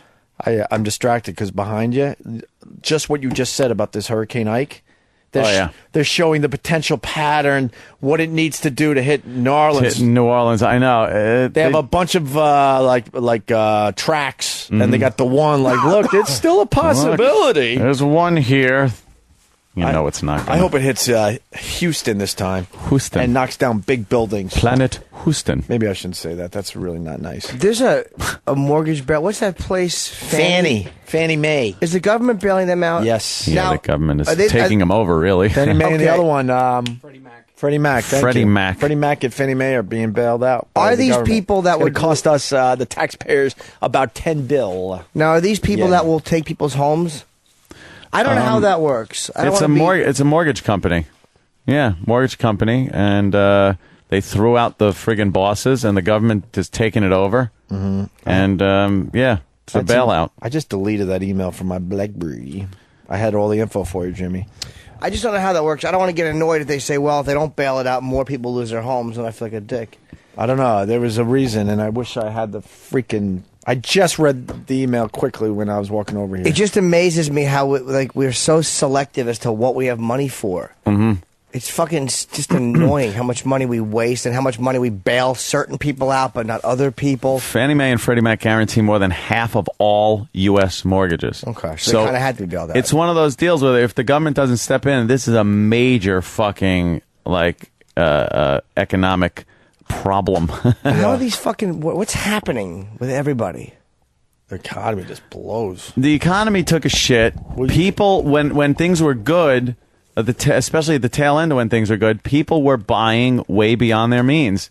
They were being told, you could afford this, especially with interest rates. A lot of people got these, what do they call the fluctuating interest rate? I had one for 10% of my mortgage. Yeah. And it's fluctuating. It's called something else. Bouncy. It was called Bouncy. It's called the Bouncy mortgage. The Bouncy where's mortgage. Rich Voss? He knows mortgages. It's a balloon mortgage. Variable rate. Hey, how do you turn the economy around? Oh, that's easy. Comedy clubs. You look behind you. You turn the wheel. I have no idea. And that's... Can we just have... can we have something which is called Buy Something Day? What? Oh, man. I hear... I almost don't want to eat my food. Almost. Oh, shit. Isn't it true you can turn an economy around if you just go out and buy stuff as a... I don't think that as a works. mess? It's some weird balancing act, the whole economy. It's based on a lot of things that all have to be in sync for the economy to be really good. What if we just had Buy Something Day? Would that help the economy? Like instead of the stupid Jerry Lewis telethon or something, it's a whole day dedicated to everyone just buying something. Or if people misinterpreted it and they thought it was BI something, so all the guys out sucked a dick and I did this and the economy's still not fixed. This sucks. Nerds. Let's say hi to Wayno in Ashland. Good morning, boys. Wayno from that dumb bar there. Yeah. Green Acres, right? Good evening. Oh, yeah. Green Acres, my friend. Opie, I wanted to ask you about your sister. Does she also sleep in a sleeping bag, eat Rich Voss, and will be at the Wilbur Theater in Boston this weekend? Oh, is Mikey going to be at the Wilbur Theater? Mike Birbiglia? I don't know. My Wilbur Theater is sold out, so. Nice. Very good. Let's say hi to Chuck in South Carolina. Chuck. Yeah. Hey, guys. How y'all doing? Hey, Good. Chuck. Better now, Chuck. Well, I was going to tell you about my bad dream, man. When I first started out of the truck, I pulled in this truck stop one night just tired as hell, man, and crawled back in the sleeper. And I had this terrible dream that I got so tired that I just crawled in the sleeper while the truck was going down the road.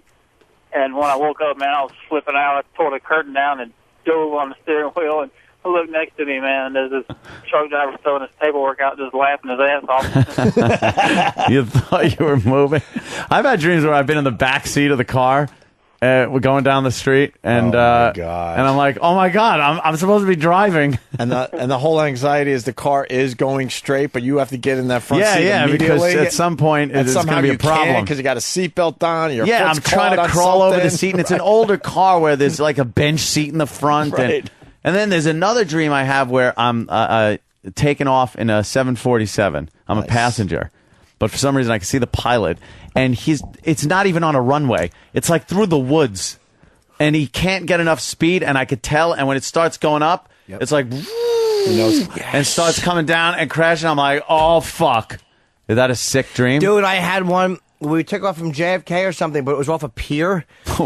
And we went straight up in the air and then just lost power and fell backwards into the water. And you absolutely know what that feels like. Yeah. You're like, oh, my God. And you're horrified in the dream, right? I know, the scary part was I was in coach. I always wake up. That was the nightmare of it. No, here's the nightmare. I'm on a plane, right? And we take off fine. But the guy goes, dude, big fan. And it's an 8-hour flight. You guys actually, like, you're still dreaming for the crash? I always wake up before the crash. Oh, yeah. Always. No, I've been there for the crash. I always wake up before the the gun goes Pretty off. sick. It's a big cartwheeling fucking 747 You're crash. in the middle of that in your dream. Oh, yeah. Oh, my it's God. a wreck. I had a dream that, because I wrote a movie actually recently, and I had a dream that it got picked up, and then they read the script and changed their mind. Really? That's sad. I'm trying to sell a movie. Really? Mm-hmm. It's embarrassing. It's about a guy who opens about a store which has like many flavored spreads for bagels and things, and the movie is called Marmalade Alley. What the? I got like an hour's sleep for this.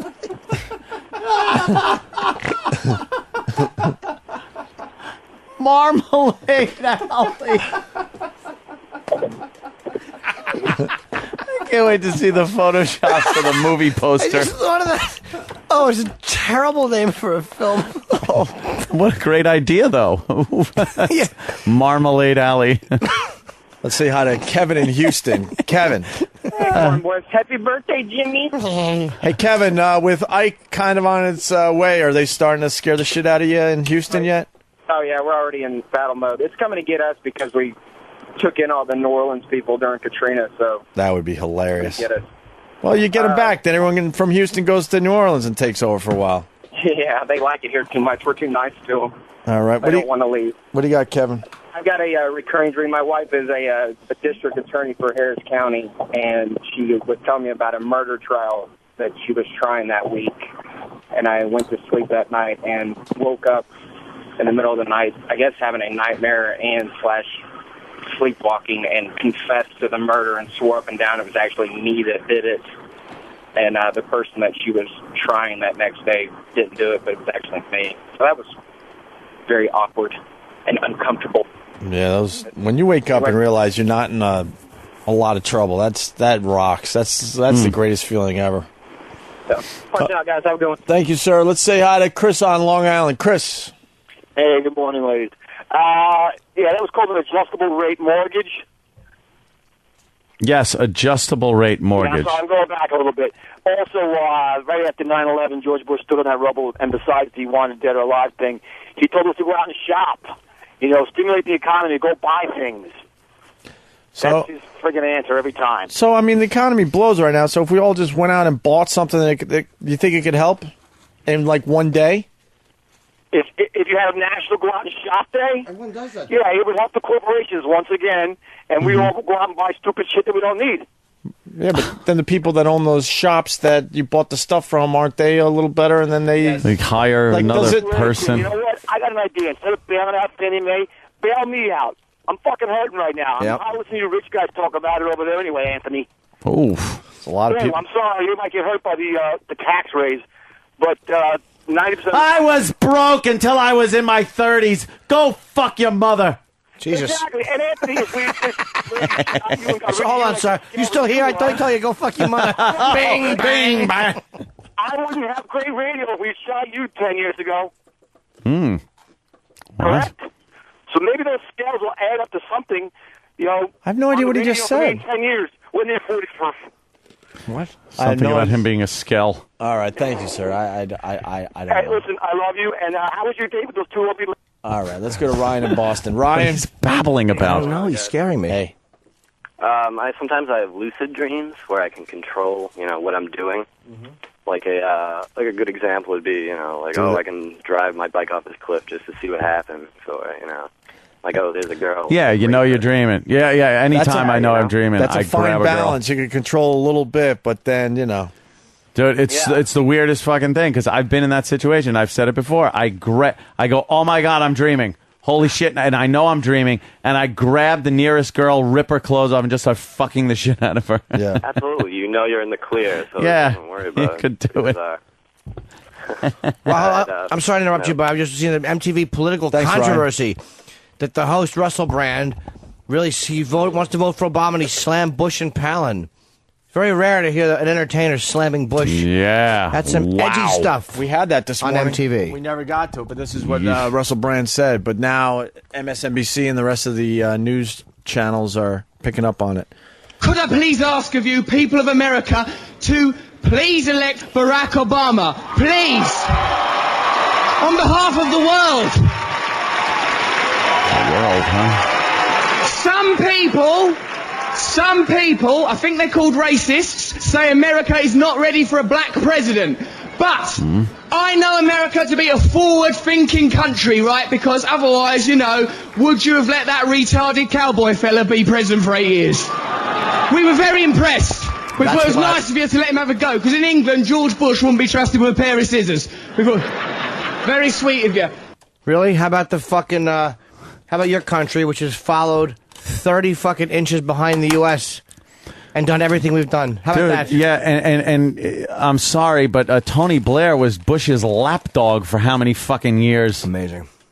That's why I don't go to England, by the way.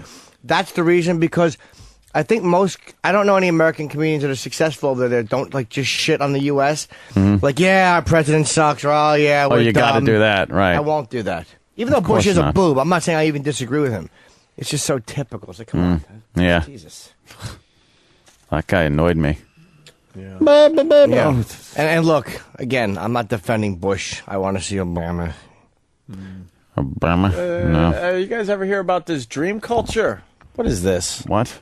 We know everything on this show. We're a little bit. We know a little culture. bit about everything. We've heard about whatever. John, what do you got? Hanoi dream culture. I have no freaking idea how to spell it. I think it's South or Central America, but these people live out their dreams after they have them. So you're whacking off and you're coming and all those. That'd be some good time dreams living out. That's such bullshit. Because when you go down there with the greatest dream ever that you supposedly had, Yeah. All right, I'm going to need a bunch of lesbians to start off with. Yeah. Oh, it was an orgy. It was an with orgy, just me right. as the guy. Right, I need a straw hat, a bowling ball, a log of shit, and 4 prostitutes. Yeah, exactly. That's why that shit ain't going to work. No one's going to be honest with their dreams. That's right. And I need some marmalade. Yeah. Marmalade Alley. Preferably orange. Orange and marmalade. All You right. guys will have fun with that one. Thank you, John. I appreciate it. We did the arm thing. What else? Craig in Oregon. Craig? Hey, how's it going, boys? Hey. I'm just getting sick and tired of listening to people talk about how, they're only going to tax the rich. Like, we don't buy all of our stuff from these people, and they're just going to soak up the extra taxes and not pass it on down. Yeah, it's, when companies get overtaxed, they just raise the fucking price of their shit. What do you think they're going to do? Well, we're screwed now. No, they raise the price of the shit and make it impossible for fucking, what is it?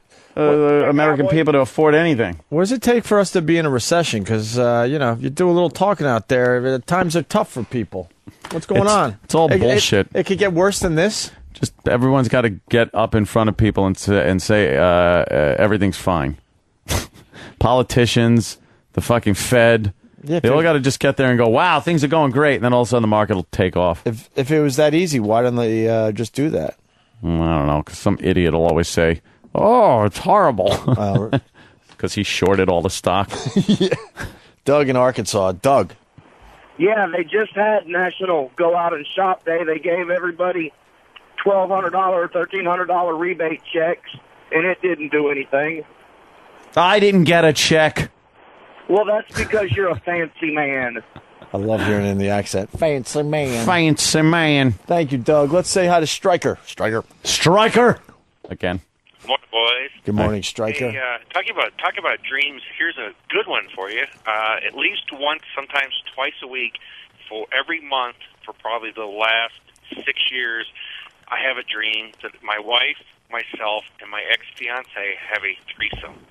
And each time I end up making little cumsies that I wake up into the next morning. And the worst part is the two of them hate each other. Every time they meet, it turns into a cat fight. And they've met each other like 4 or 5 times, but yet I have this dream once or twice a week. I don't think that dream's coming true for you there, Pally. Yeah. I don't either, but... I go with the whole recurring dream thing. Are we really having recurring dreams? I'm thinking you might have just had that dream once, my friend. I know I've had recurring dreams. Great theory. All right, prove it. But because I remember I remember waking up as even a kid and had the same dream. What dream was it?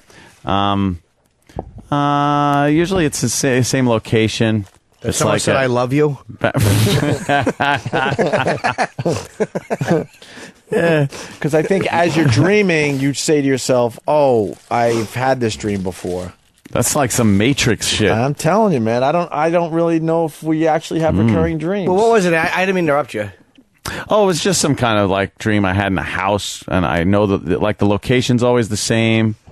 It's always the same like thing. 2 bad guys trying to get in the house, and I'm trying to shut the door. Like it happens a lot. Same dream or similar dreams? Well, similar dreams, same location.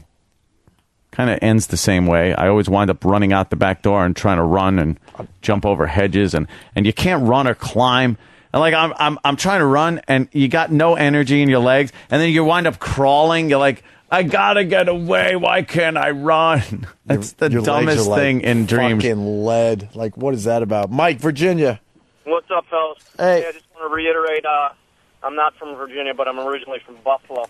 I'll make this real quick. And Opie, I'm about the same age as you, and we used to smoke pot and watch that stupid show of yours. What show? Call you a tool bag, but you're a lot better now. What show? The Rochester News Channel, when you used to do the shit you got on your website. Nah, because I wasn't on enough for you to really even you were. make the connection. I was on a Anyways. whatever. I had, hi, Uncle Paul. He's still doing drugs, I hope. I have a problem with sleepwalking, and just before we had our atrocity, just before we had our baby, Jesus. I had a heavy drinking problem, and so I would piss in random places in the corner of the room, and my mother-in-law was staying in the baby's bed. Not the baby's bed. I'm a dummy. The baby's room that we were going to put the crib in, and I had a dream that the baby was choking to death and couldn't breathe. So I walked in, and I used to sleep naked, and I had to piss. So I stood over the bed, and I was getting ready to piss, and my mother-in-law wakes up, and she's like, "Michael, what are you doing?" I was like, "Oh, okay, sorry." I just went back to bed, and my wife informed me in the morning of what I had done. So that's my story.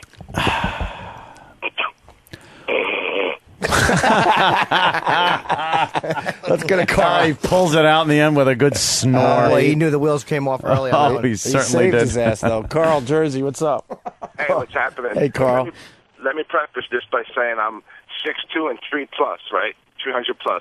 Nice. So I'm a big dude. Yep. Every year around Halloween, I have a dream that these little bunnies, white bunnies, come in my bedroom window and plant pumpkin seeds in Petri dishes so that the pumpkin seeds will grow. And I end up wrestling in the vines because they take over the room, and I never wake up and find out what happens. It's probably a fear of having children.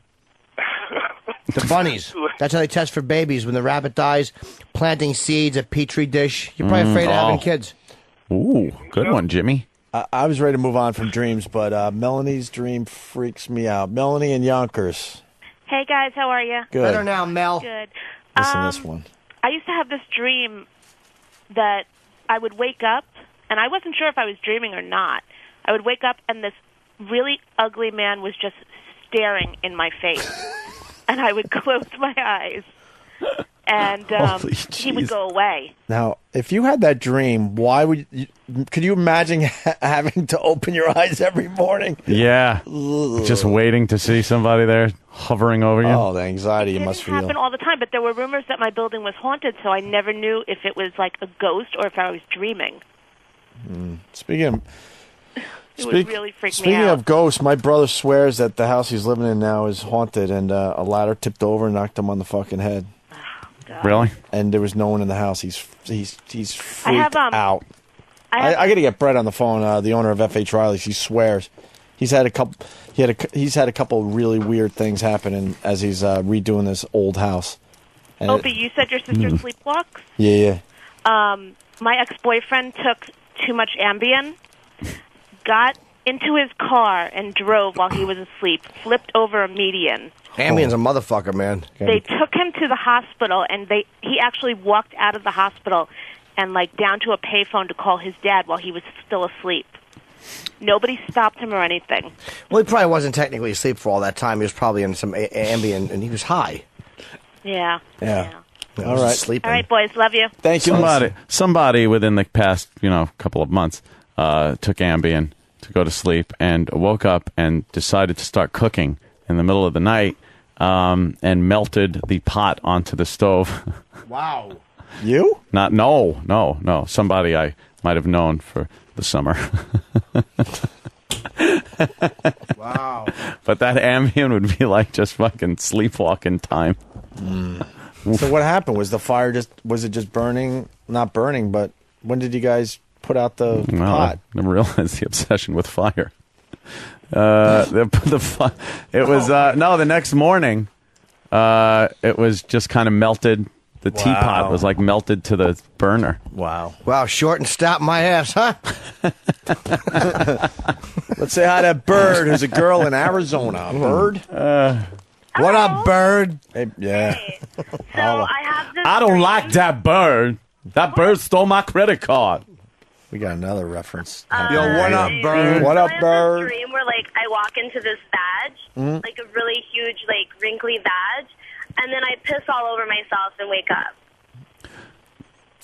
What's your dream? That you're a good egg? You walk into a vagina. Yeah. It's really weird. Nice. Now we're getting somewhere with these dreams. We got the girls weird. calling in. We got Jessica. Yep. Jessica. Hey. Hey. I keep having this dream recently that I'm 20 now. I'm back in my old high school, and my best friend from high school's there, and we just start having sex in the middle of my French room. Girlfriend? Well, what do you mean by you can't just say having sex. I mean, what, give us a little detail. Like, how does it play out? We start making out, and I go down on her. I'm a lesbian. She's not. Oh. And you lick her snatch? I do. And then I wake up every single time, and I've kicked my pants off, and my shirt's kind of above my head, and then my mom has to wake me up, and it's very... Are you a lesbian in real life or in the dream? I'm a lesbian in real life. Okay. She's not, though. Cool. Lipstick lesbian, or you got the mullet? Yeah. No, I'm lipstick. All right, cool. No mullets. How about that? You just told the worst lesbian sex dream Yeah. ever, by the I way. know, I'm sorry. That's how real lesbians When are. you girls call up with this stuff, you got to understand we're going to get horned up quickly, so you got to get better detail. Get right to the The point. problem is my friend's not attractive, so really it wouldn't be that great. I like that. I've had so many dreams years ago. Like right when you get out of high school, you have dreams that you're still in school. Constantly. You're walking around the hallways. Oh, what? Well, I'm late. Yeah, I'm late I for also had class. this thing for a while where Oh, Uncle Paul. I also had this thing for a while where I don't sleep very often, and suddenly my body would just start to fall asleep. So I couldn't breathe, and suddenly I would just snap awake, freaking out. It was fun. I had a nightmare that all of a sudden I woke up and the police were there. They said, "Hi, we're the police." That's what they'd say. Yeah. Hi, we're the police.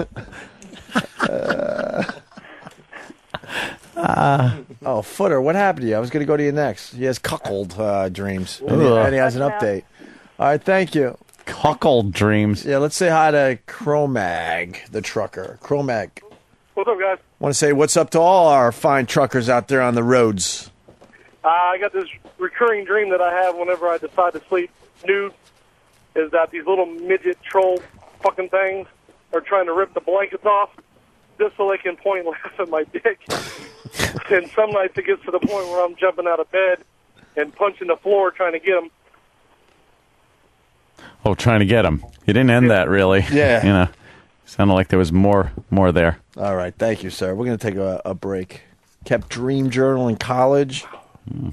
I dreamt I was partying with you guys. Opie kicked us out to have threesome with Ellen. What the Ellen who DeGeneres? What the fuck, Brian? Brian! Yeah. Brian! Hey, I had a dream here a while back. I was at a party, ended up in New York City with Jimmy and Ant and the rest of the guys there, and all of a sudden Opie stands up, kicks everybody out of the party. Y'all got to leave. Because Ope wanted to have a party, a threesome with Ellen DeGeneres and Martha Stewart. What? What? Yeah.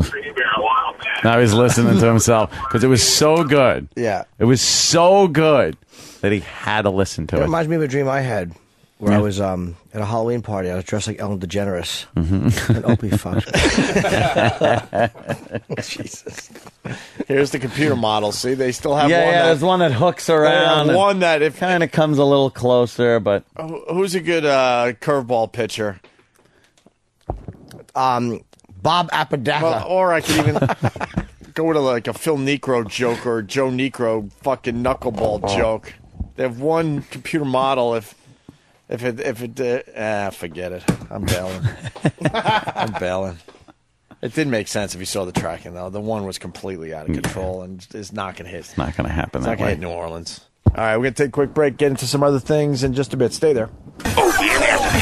It's pretty intense stuff, man. If you do it, you will talk to intelligent beings from other dimensions, for real.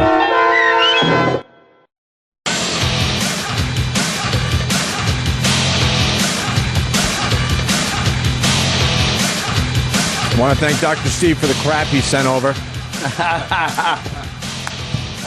Oh, Jesus. Got a perishable box in studio. We opened it up for some goodness, and it was nothing but a lot of dry stuff. Dry fucking scones and... Well, I had a cinnamon swirl thing, and then my favorite moment of the week, by the way, so far. yes, of course, I had a cinnamon swirl because they're pretty tasty. So I'm eating it, and I'm realizing like it's not very flavorful for a cinnamon roll, and it's a little dry. And even Travis said, "There's no frosting on that thing." He goes, "No icing. It's all dry. That must suck." I was like, "Yeah." And then everyone started talking about how Dr. Steve's stuff sucks. And well, I reached into the box for a scone and found a nice big packet of icing that I was supposed to put on after I had completed the entire dry cinnamon roll. I couldn't be happier. Oh, Jimmy started cracking up. I couldn't have been happier if you just opened the frosting and when I can't believe they didn't give a bun for this. Does anybody want the second half of this? This is delicious. It's Danny's probably want half of it. It's really fucking good. Oh. Let's get No. E-Rock. I'm having Travis. the dry scone. It's good, man. It's too dry for me to eat. Why don't you put some fucking frosting on there? It sounds really dry. Oh my God! What is it's that? like killing me. It's a fucking scone rock. Scone dust. What kind of scone is that? It's like a fucking hardened anthill. It's a fucking mud hut. A termite mound. Yeah. Dr. Steve sent a chocolate-filled hornet's nest. I love Dr. Steve. If it's not a dick pill, it's a fucking hard, frostingless snack. Dr. Steve's a creep. Frosting is very bad for you. I've removed all frosting. He hates frosting, this man. Dr. Steve's house must be really unfun to live in. Would you like some jellyless toast? That must make Ted, the frosting producer, real angry. It makes me very angry. See? Frosting's for everyone. That's my motto. I heard your mother passed away of cancer. Would you care for a dish of frosting? Frosting makes everybody feel better. Where's Opie going? Is he going to the bathroom to produce some chocolate frosting? Or some yellow frosting? Oh, God damn. We were talking about stupid Ted all weekend. Yeah. Just came up. And now Danny one day just realized, how come all of your characters' names are Ted? And then we couldn't stop doing it. It's fun, isn't it? We were imitating Jimmy all weekend, and then also we couldn't get away from this beer drank pretty good. We were doing that all fucking weekend long. Cool. Like no matter what the topic was. Oh, the was. topic didn't matter. What do you want? What does steak eat pretty good? Hey, what kind of steaks you got? Sirloin, London bra. It got so fucking annoying. Yeah. And we couldn't stop doing it. My big party weekend, which wasn't really a party weekend, more as a just people hanging out weekend. They get together. Danny was there, of course, and Marissa. And then like guests would just drop by. My brother came by, Joe Curry. But during the whole time, there was one constant. All of us were just sitting at a table, and Danny brought this up. He goes, do you realize we've been sitting here for days just drinking? Like there's no let's go like watch a movie or let's just go inside for a different like a change of pace or atmosphere. It was just 72 hours of just drinking, just hanging out and drinking with various people that would drop by. And it was like, all we really said to each other was, do you need another beer? And then there it is. Another run to the cabana for more beer. Travis showed up. That was nice. And then the big hit, the big wait, the big get for the big blast was when Derek actually showed up. Wow. And Derek was like, he was billed as like the funny guy. He had to be there. When we heard he was showing up, we were like very psyched. And then at one point we were so psyched we thought he was bullshitting us and decided to play sound effects of a highway behind him when he said he was on the LIE. It's like, where are you? I'm on the LIE. I'll be there in a little while. I bet he's home with a sound effects machine because he's the fun guy. And then he wasn't all that fun. Isn't that Derek? Yeah. What if he's the fun guy? Where? At a wake? Where is he the fun guy? Exactly. I didn't understand that. You guys don't hang out with Derek like we hang out with Derek. Yeah, that's what I realized. There's like a thing going on around here that we're not really privy to, and I'm a little upset about because I consider myself like, one of the guys, kind of. No. I don't fit in. No, I was just waiting for you to finish. Oh, it's like, where's he going with this? And then, like they have all these, I don't know, little secrets and funny gags about people and stuff. And I'm not privy to them. But I was, over the weekend. Because you'd have to like hang around for a while after the show. Oh, is that what it takes? Yeah. Then how do you know any of them?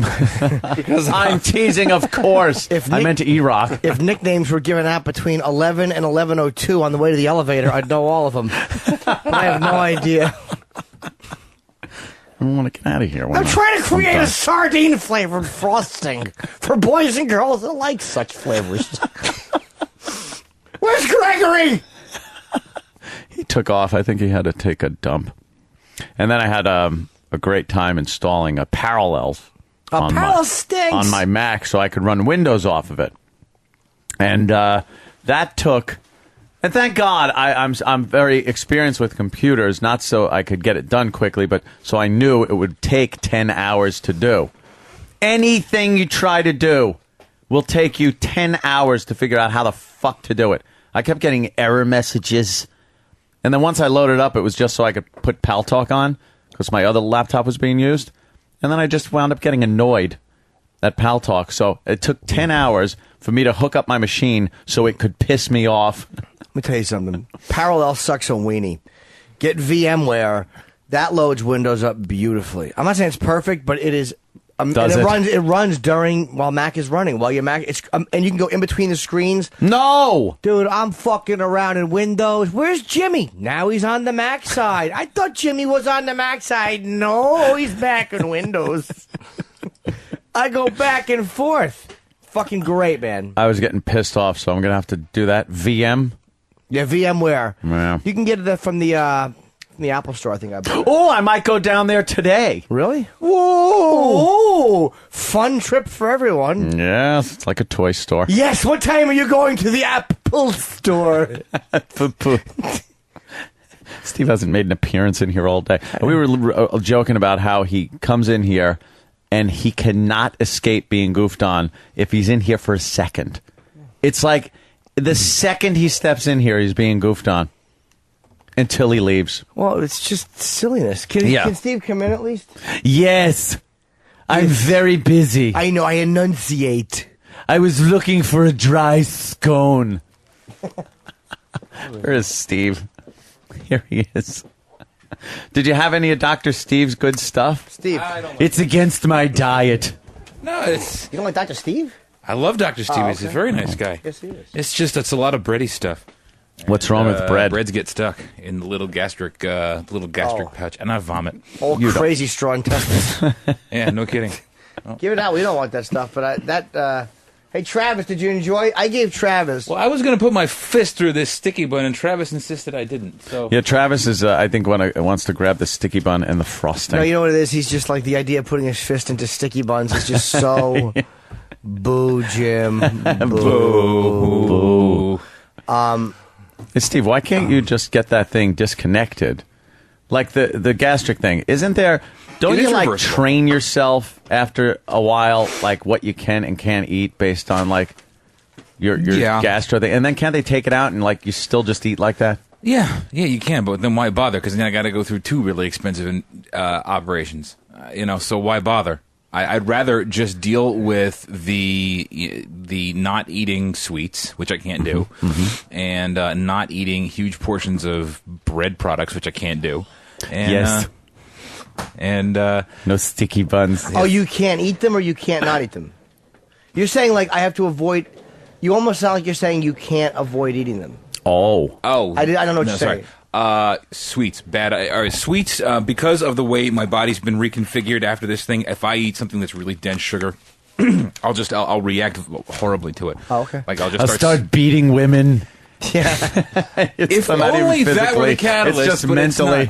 I get hookers and kill them. No, that's a completely pharmaceutical catalyst. This is actually just a sweaty thing. Wait, what was that? Goddamn! I hear that. Your clothes. Clothes. Now, I know Derek had a hand in that. Your clothes. Fucker handed in dry track. I wear clothes often. What did I miss? Anything fun? Nah, we talked a little about snacks. We talked a little about Aunt's barbecue. We had a special guest stop in for a few minutes. Who? Derek. What? Derek came by. And Steve came in. Yeah. Steve went to the barbecue? No. Steve came in. I just realized that the milk was bad yesterday. What happened? Did you vomit or did you shit? No. What milk? I decided to make omelets with milk that had the expiration date was that too? It was about August 29th, 30th. But I smelled it and I tasted it. It says, it tasted like milk. I fucking hate milk. But it tasted like milk, so I made some omelets yesterday, and now I'm dying. So you were making chocolate frosting. Oh, fuck, Yes, dude. he was. Ted knew. Extremely uncomfortable in the bathroom. Gregory's tummy's acting up. You need some strawberry frosting to help your stomach. Ugh, I can't have strawberry frosting. I can't even think of food. I'm Ted, the executive producer. I enunciate everything perfectly. Perfectly. That wasn't very perfect. Ted's just a really bad ball buster. Yeah. I'm an executive producer. I'm a faggot. Ted doesn't get it. What is that jar of? This, my friend, is Apple apple butter. butter. Was that in the box? You like It apple was. butter? Apple butter. I could have put it on my scone. You could could have. have. You could have put fucking anything on that rough scone you had. Frosting, apple thing. butter. Apple Would you have butter. sand on it? like a fucking moon rock I'm eating over here. Surprisingly resembles a loose bowel movement. Yeah, it does. I just made some apple butter in there. It's just No fresh. joke. If you run out, I got it in the end. Apple Phil. butter's You some want good shit. That's for the English muffin. We got some late arrivers today, man. Well, All of a let's sudden the see. bleachers are filling up. Not filling up, but a couple, a very sexy girl, and fucking some sort of a guy with huge glasses, and we have two other guys. Who's going that on there? gentleman with the glasses? you're the only one with glasses, sir. Oh, they're good. Not that with Mike. I've How are you seen guys? him. We didn't see you come in. You're supposed to say hi to us Hey, what's before up? you sit down. Hey. No, leave your glasses. I'm not fucking with you. I just. No. If you don't like my glasses, man, they're gone. I like them actually. Can we? All right, they're back on. Can I see your glasses? Whatever you say. I think I've seen him on Pal Talk, haven't I? Absolutely, sure. You've seen me everywhere. What? I don't know what I'm Are you talking. crazy? Out of my mind. Who are you, sir? Oh, no. Frank, I'm interning for Ron and Fez. Oh! An intern. Yeah. So, but let me tell you one thing. You're Go trying, for it. you're trying much too hard right now. To be what, the quirky I'm guy? pretty Yeah, nervous. yeah. Are you? Is he trying to be like the nutty, unpredictable Yeah, guy? sure. Yeah. So when is this your first day as an intern on the Yeah, Ron and Fez first show? day. Holy fuck. That's going to be rough, man. He ends every Oh, sentence God. the same. It Yeah. trails off. Oh God. Pretty much. Pretty much, man. What are you hoping to do with this internship? Like, Man, just get experience and maybe turn this into a paying job somehow. Pay the bills. good luck. See? Bill. Pay the How bill. old a man are you, Frank? What? How old a man are you? 21. 21. And have you had any radio experience or no? Just college radio, crappy college radio station. That's it. Trails off. So you're interning for Ron and Fez. Did they tell you what your duties would be? No, not yet. No, you Just, call screening, that kind of thing. Oh, you got to work yourself up to call screening. Okay, From intern. yeah. You're pretty much coffee guy. That's right. Go clean this up guy. And Fez's semen drainer. Yes. He does ask for. Sure. Fez has huge balls, and they get painfully full. He doesn't even want you to suck his dick. You just have to jerk him off casually without making eye contact. Fez is a hard case. Under the console. Yeah, So no one else sees it. While he's working. Yeah. He's Oh, just this shy. is going to be better than I expected. No ball gag? Are you kidding me? Okay. Where are you from? Long Island, Huntington Station. Really? Yeah, the Born mean and streets raised? of H-ton. That's it. Born and raised there. That's it. Because you got kind of a weird accent. Yeah. It's almost like a Wigger accent. It's called idiot. You think Wagner? I didn't All catch right. that. I called a little like this thing. Is there? Kind of. Which Huntington Station is kind of a suburban, urban area. Yeah. It's a little, if there's a murder that's taking place in Huntington, it's going to have a Huntington Station after. Pretty Yeah. much. But no, I thought you were from some faraway land because you kind of talk weird a little. You got like this weird thing going on. Yeah, I guess so. I'm pretty nervous. So. Sounds like Taylor Hicks. Yeah. He has a little Jack Black in him too. Anyone hear Jack Black out Yeah. there? A little Jack Black.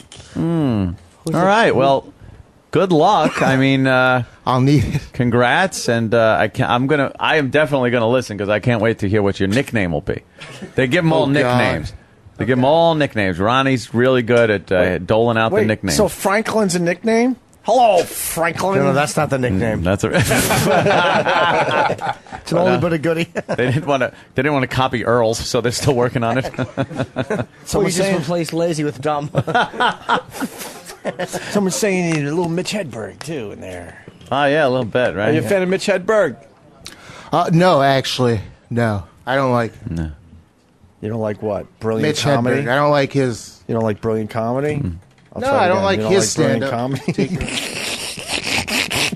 Yeah, that wasn't me, by the way. Oh, okay. I was hiding my face behind the mic, and Opie was talking who you can't see right now, so you thought it was me. That's right. You're looking I at was me. talking to you. Yeah. Who's the couple? Yeah, we got a couple there. Hand that mic over. Good luck. Have fun. Now I kind of want I'll to be talk listening. to him some more. Oh, we're not done with him. All right. Hi, who are you? Hi, I'm Jackie. Jackie, where you from? From Philly. I knew it. When you said Jackie. Is that your boyfriend? What's going on? Yeah. What's up? What brings you guys up? His birthday's tomorrow, so. This is a hell of a birthday gift. Yeah. Yeah. Seeing Opie and Anthony on a Monday. Yeah. The Monday bleacher crowd is really amazing. God, wow. How old a boy is he? He's going to be 29. Wow. well. What's he want? What's that? What's he want for his birthday? Why would that mic work? Why can't we figure out the mic? Seriously. It's on. Just, you interview your boyfriend there. Okay. What's he saying? What? No, your mic doesn't work. You so. guys have to share a mic. It's on. It's on. Well, great. It's on. Guess what? It's not fucking on. What's up? That's the whole point. There you go. Now I can hear you. Now right. it's on. Steve, what was the matter? It was broke kicking. Apparently, we're not smashing it hard enough when we turn it on. Was it on? Yes, it was. Okay. So the girl, what does your boyfriend want for his birthday? Nothing. He doesn't like birthdays, so. It makes you feel older, right? If you offered up the fart Yeah, box, well, I'm you'd only enjoy his 23, birthday. so he's going to be 29, so. Opie raises a good point.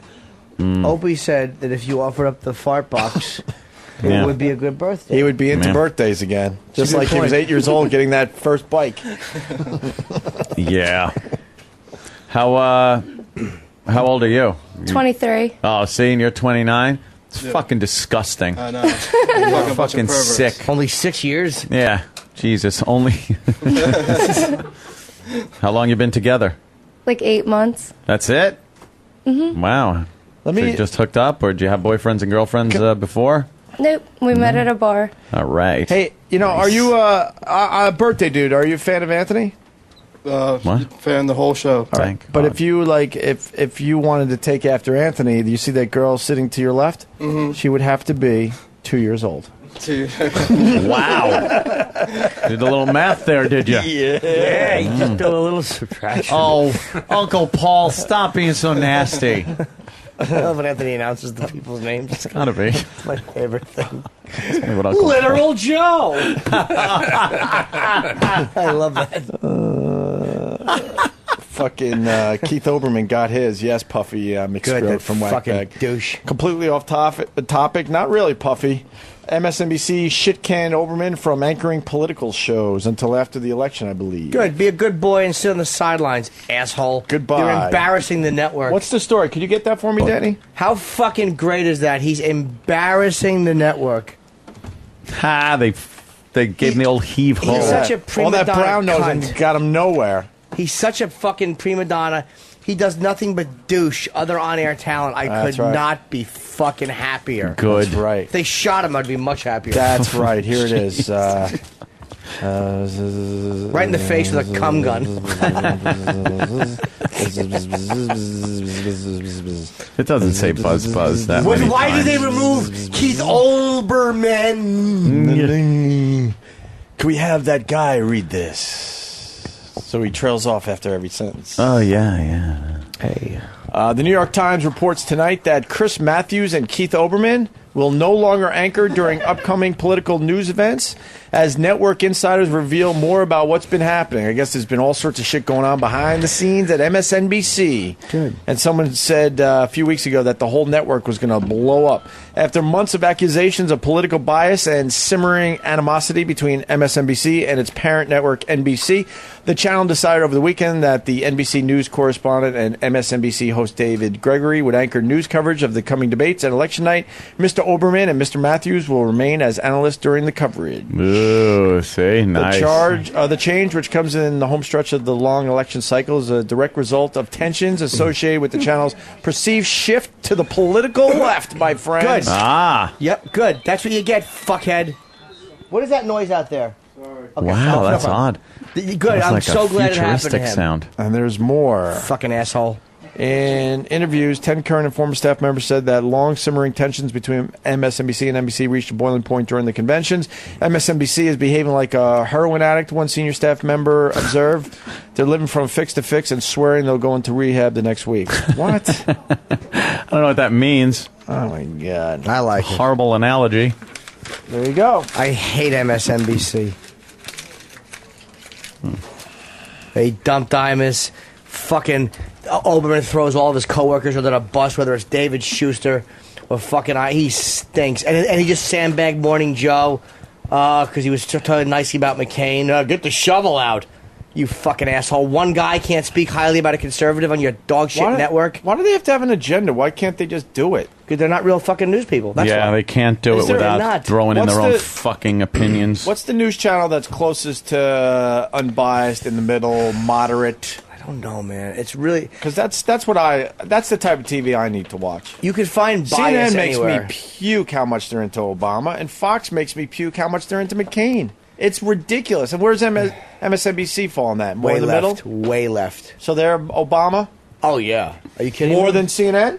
I'm not kidding I honestly don't know on that comparison.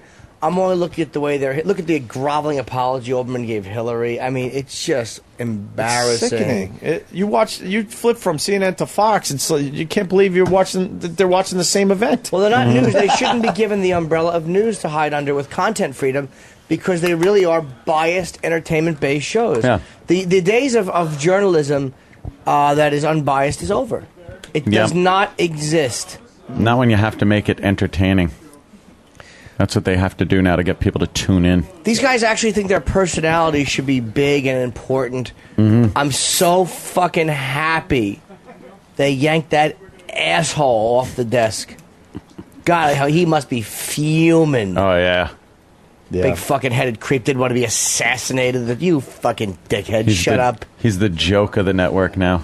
He really is. Where they laugh at him when he walks out. Hey, he's the guy that got fucking fired. He laps his boss's asses. Well, I was all for yanking Imus, but I didn't want to say it until... Really? Pitbull? Yeah. Sounds like you were playing it safe there, shithead. And those same bosses that he went to fucking complaining about Imus now told him, take a walk. We don't want you covering this. Yep, That's I'm funny. so happy. Good. I got to give a Brilliant Instant Feedback Award out today. Could you? Brilliant. Do we have a sound effect or anything? Brilliant Instant Feedback Award goes out to Kyle S. from Indiana. Right. Goddamn rich cunt. No. He writes... Wait, no, the brilliant sound for it's got to be a sound of brilliance.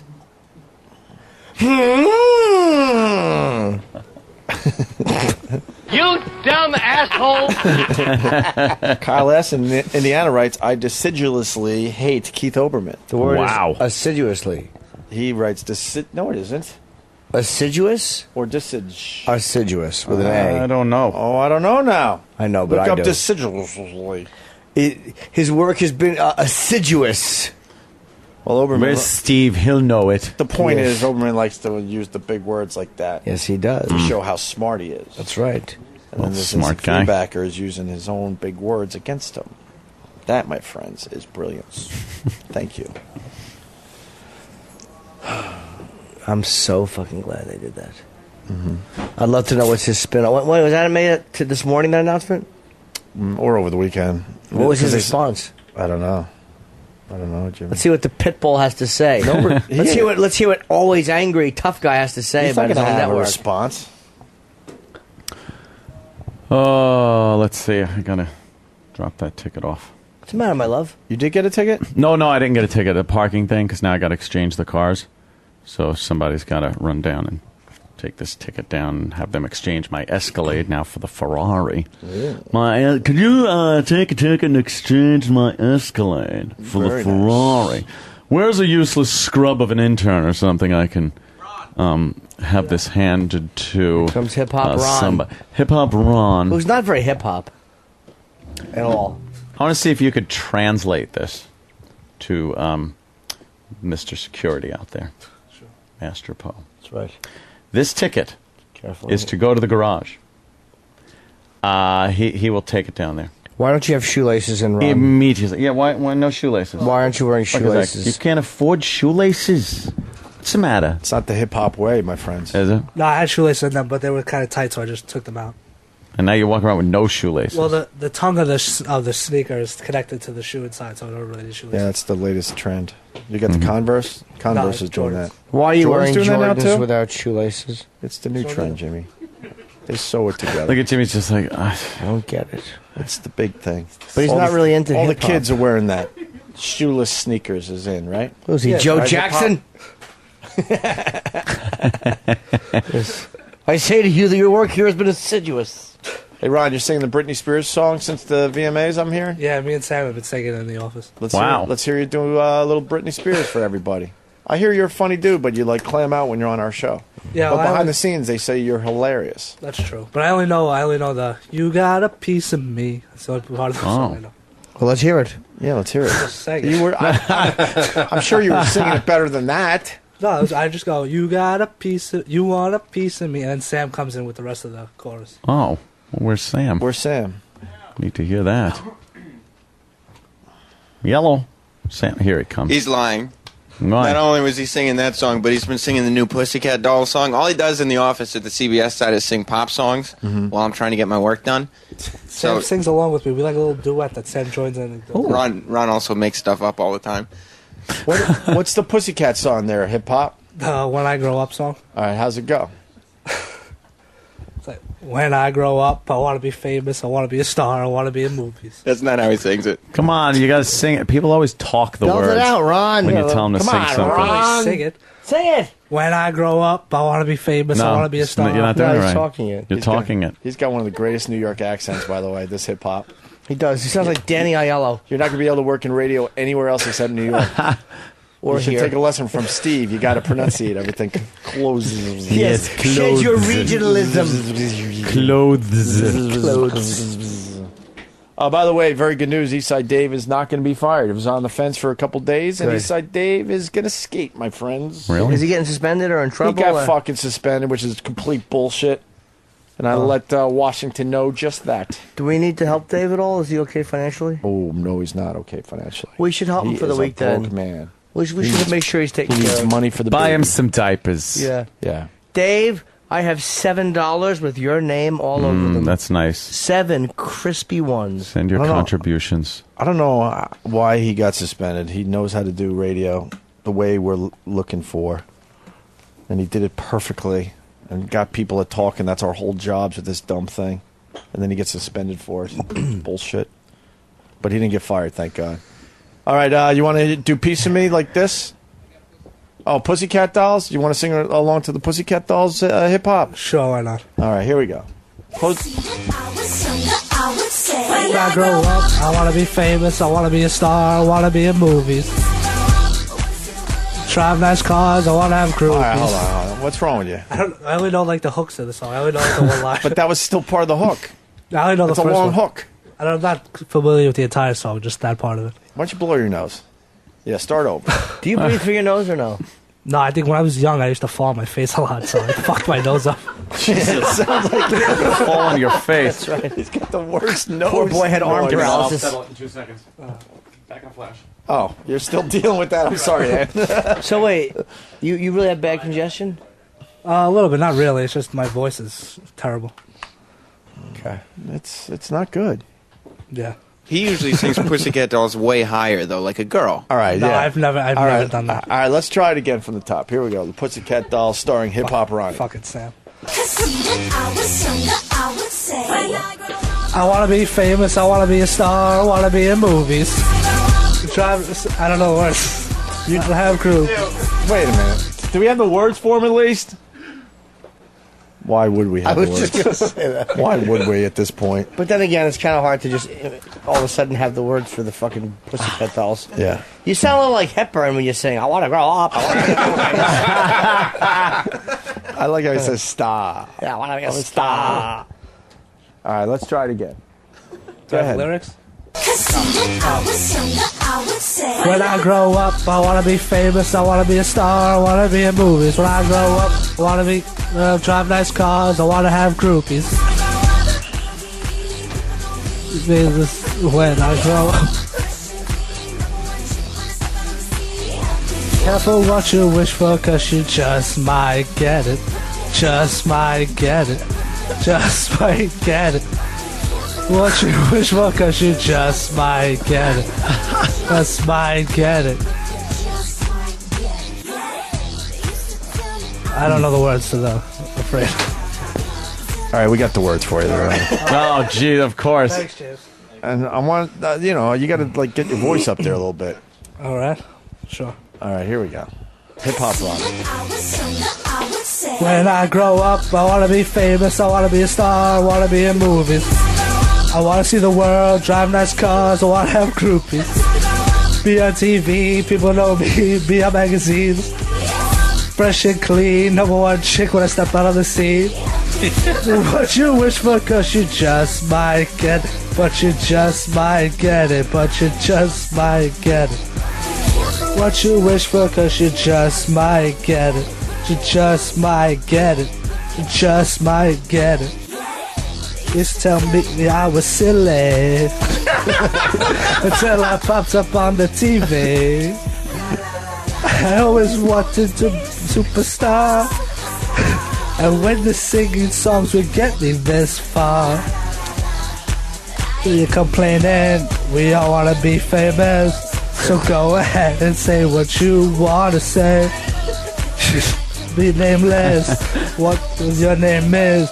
Cause see, when I was younger, I would say, when I grow up, I want to be famous, I want to be a star, I want to be in movies. I want to do world, drive nice cars, I want to have groupies. Be on TV, people know me, be on magazines. Fresh and clean, number one chick when I step out on the screen. Cause you just might get it. Just might get it. You just might get it. You just might get it. Just might get it. Just might get it. I'm a trendsetter. This is what I do. No one can do it better. Could talk about me, cause I'm a hot topic.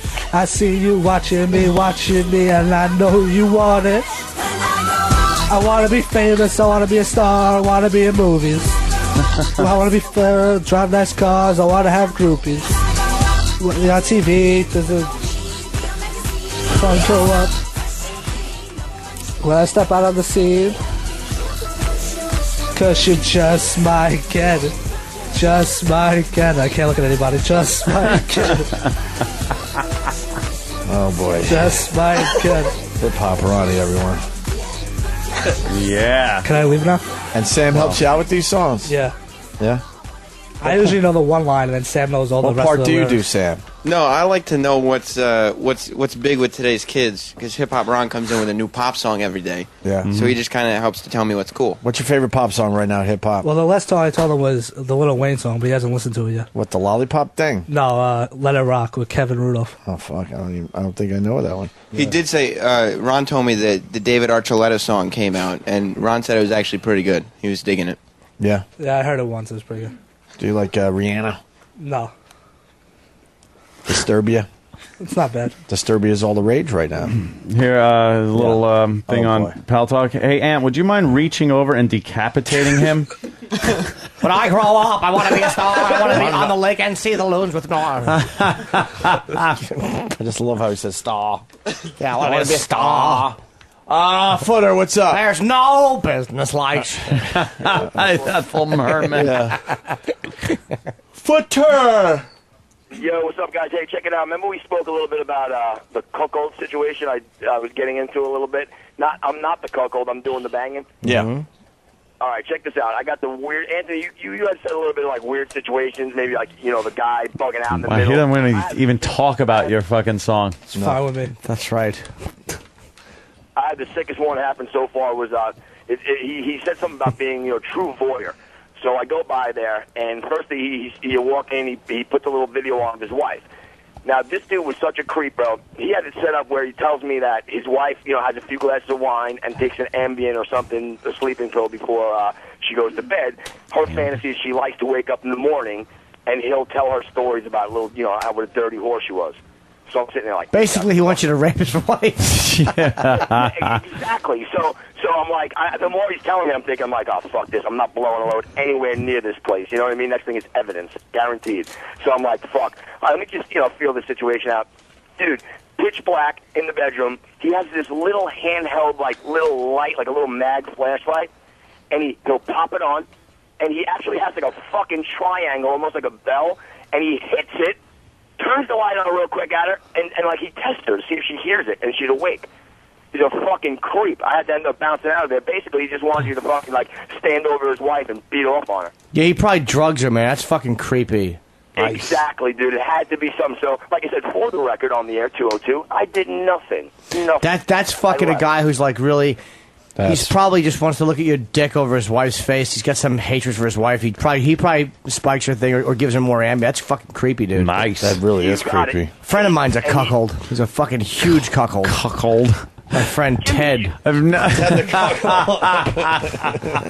cuckold. He really is. Yeah. Would you make love to my wife while I sit in the corner and touch my penis? The bigger the better, I always say. Oh, honey, look, that bull came inside of you. Cream pie time for Ted. Lower your vagina on my mouth and squeeze out that frosting that Anthony neglected to eat on his fucking muffin this morning. Oh, look, there's a lot of it in there. Oh, you fucking rule, Jim.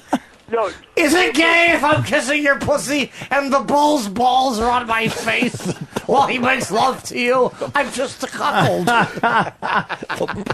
That's right. The bull's balls. Right. Oh, there's a black cock right inside my wife.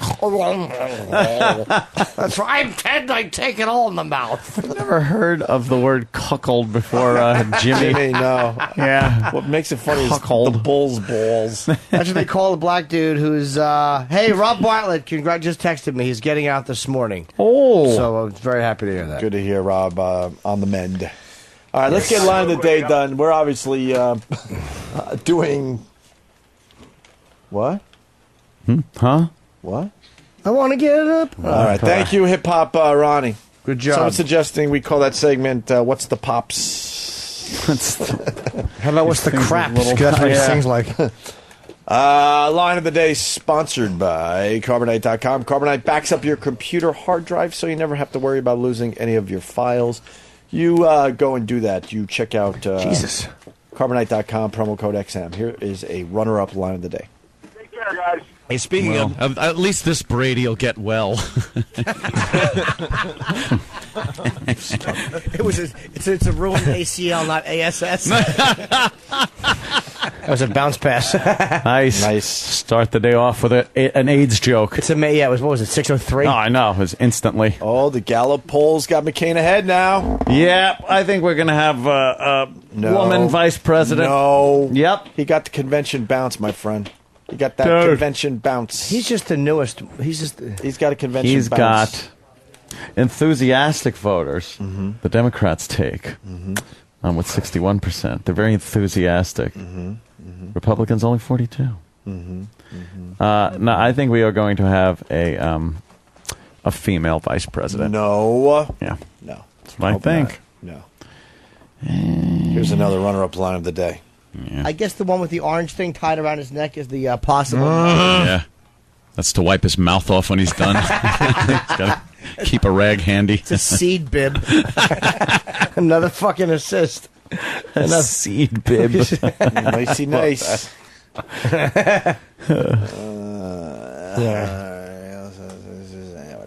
Another runner-up line of the day. 84 black guy for raping and killing a white woman. It's called The Trials, Daryl Hunt. Mm-hmm. You gotta see it. I saw the one about Michael. That old gag. No, Jesus. That's an old one, but a goodie.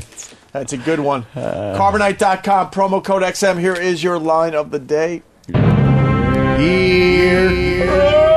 comes line of the day. Line of the day.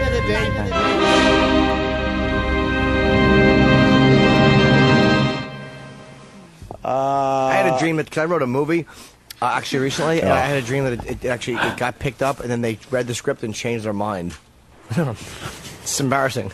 It's about a guy who opens a store which has like many flavored spreads for bagels and things, and the movie is called Marmalade Alley. What the? I got like an hour's sleep last night. Your clothes. You dumb asshole. Boring. I was just guessing. Sorry. Oh, damn. I don't have my bank. Oh, is that funny? I just went for a button like this. All right. Let's get out of here. Thank you, Bleacher people. Thank you. Bleacher creatures! Give up the fart box for his birthday. He'll enjoy it. Yeah.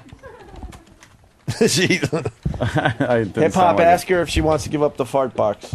You let him do it up the fart box? He already has. Oh, hey, a little too much Nice. information now. I know.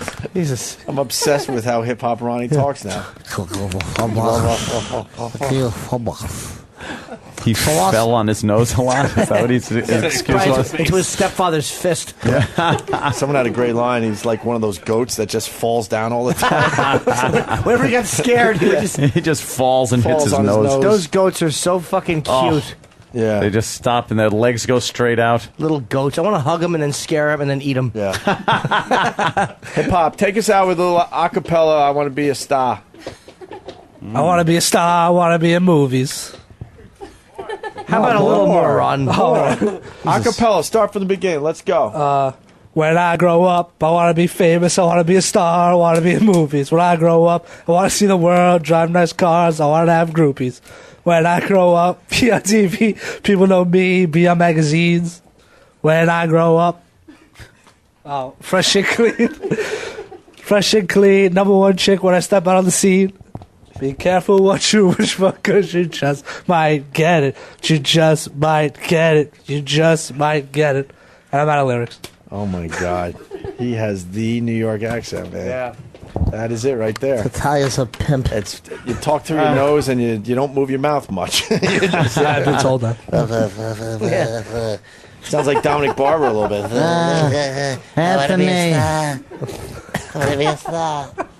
Oh, the Goldman's on CNN, huh? What? Well, yeah. They're doing a whole no, thing on OJ's OJ. trial starts today. Oh, Finally, shit. What a is year it? later. Is this the fucking get over it already segment?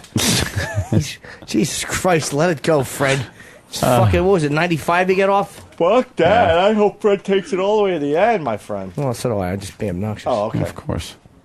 Look at there's the OJ. All He is mad as shit at OJ. Oh, You think? Jesus fucking Christ. bullshit mad. Yeah. I bet you OJ wishes he went to jail for the murder. He'd be out by now. He's getting out. He would have to deal with Fred Goldman. And then Fred would be like, all right, well, Those he did dumb his glasses. time. But instead, he's got to deal with Fred until fucking Fred decides to kill him someday when Fred Goldman knows his life's done. Yeah. Imagine I that. still That's think going to be that- the scariest day in OJ's life. I still think- when the doctor says, "Mr. Goldman, you have cancer." Yes, you have a lump in your head. Yeah. I still believe that's how it's going to end eventually. When Goldman knows he's done Yeah. on this earth, he takes out OJ with him. Maybe, yeah. These fucking fainting goats, is there anything? Oh, where are they? It's the They're second just time right I'm up- watching it. We're just, They're it's on a so loop. cute. It's on a loop. Look at this. It fucking They just tip over. Wait. Watch this. They get scared and just fall over. It's the stupidest thing. Look at that stupid And their little thing. tails are floggling. Look at the fucking. Towards the end, he opens an umbrella. He gets like 8 of them at once. Yeah. Look at What fucking pussies. their legs go Those stiff. goats are stupid. Faggots. It's the dumbest thing. What do they do if a predator's chasing Yeah, them it's besides the get eaten? dumbest defense mechanism ever. Yes, collapse and be a meal. Yeah, I'll collapse and show you the most vulnerable part of my Yeah. body. Yeah, Here's the my soft belly. part. Yeah. You can rip this open. Watch this. And the They just their feet All I go would do straight is up. fucking scare. I wish chicks were like that. Boom, and then you fucker. then it brings up all the other cute animal videos. Yes. The very angry devil cat is pretty fun. Very angry devil cat. Yeah, that one's. Which one is that? That one you need. You just want to You need punch. sound, but I want to see his face. You just want to punch this fucking thing. Well, I never punch. That's not the original. This is the original. Oh, you got the original? All right. Very So the angry sound is- cat. Watch this. This fucking thing, man.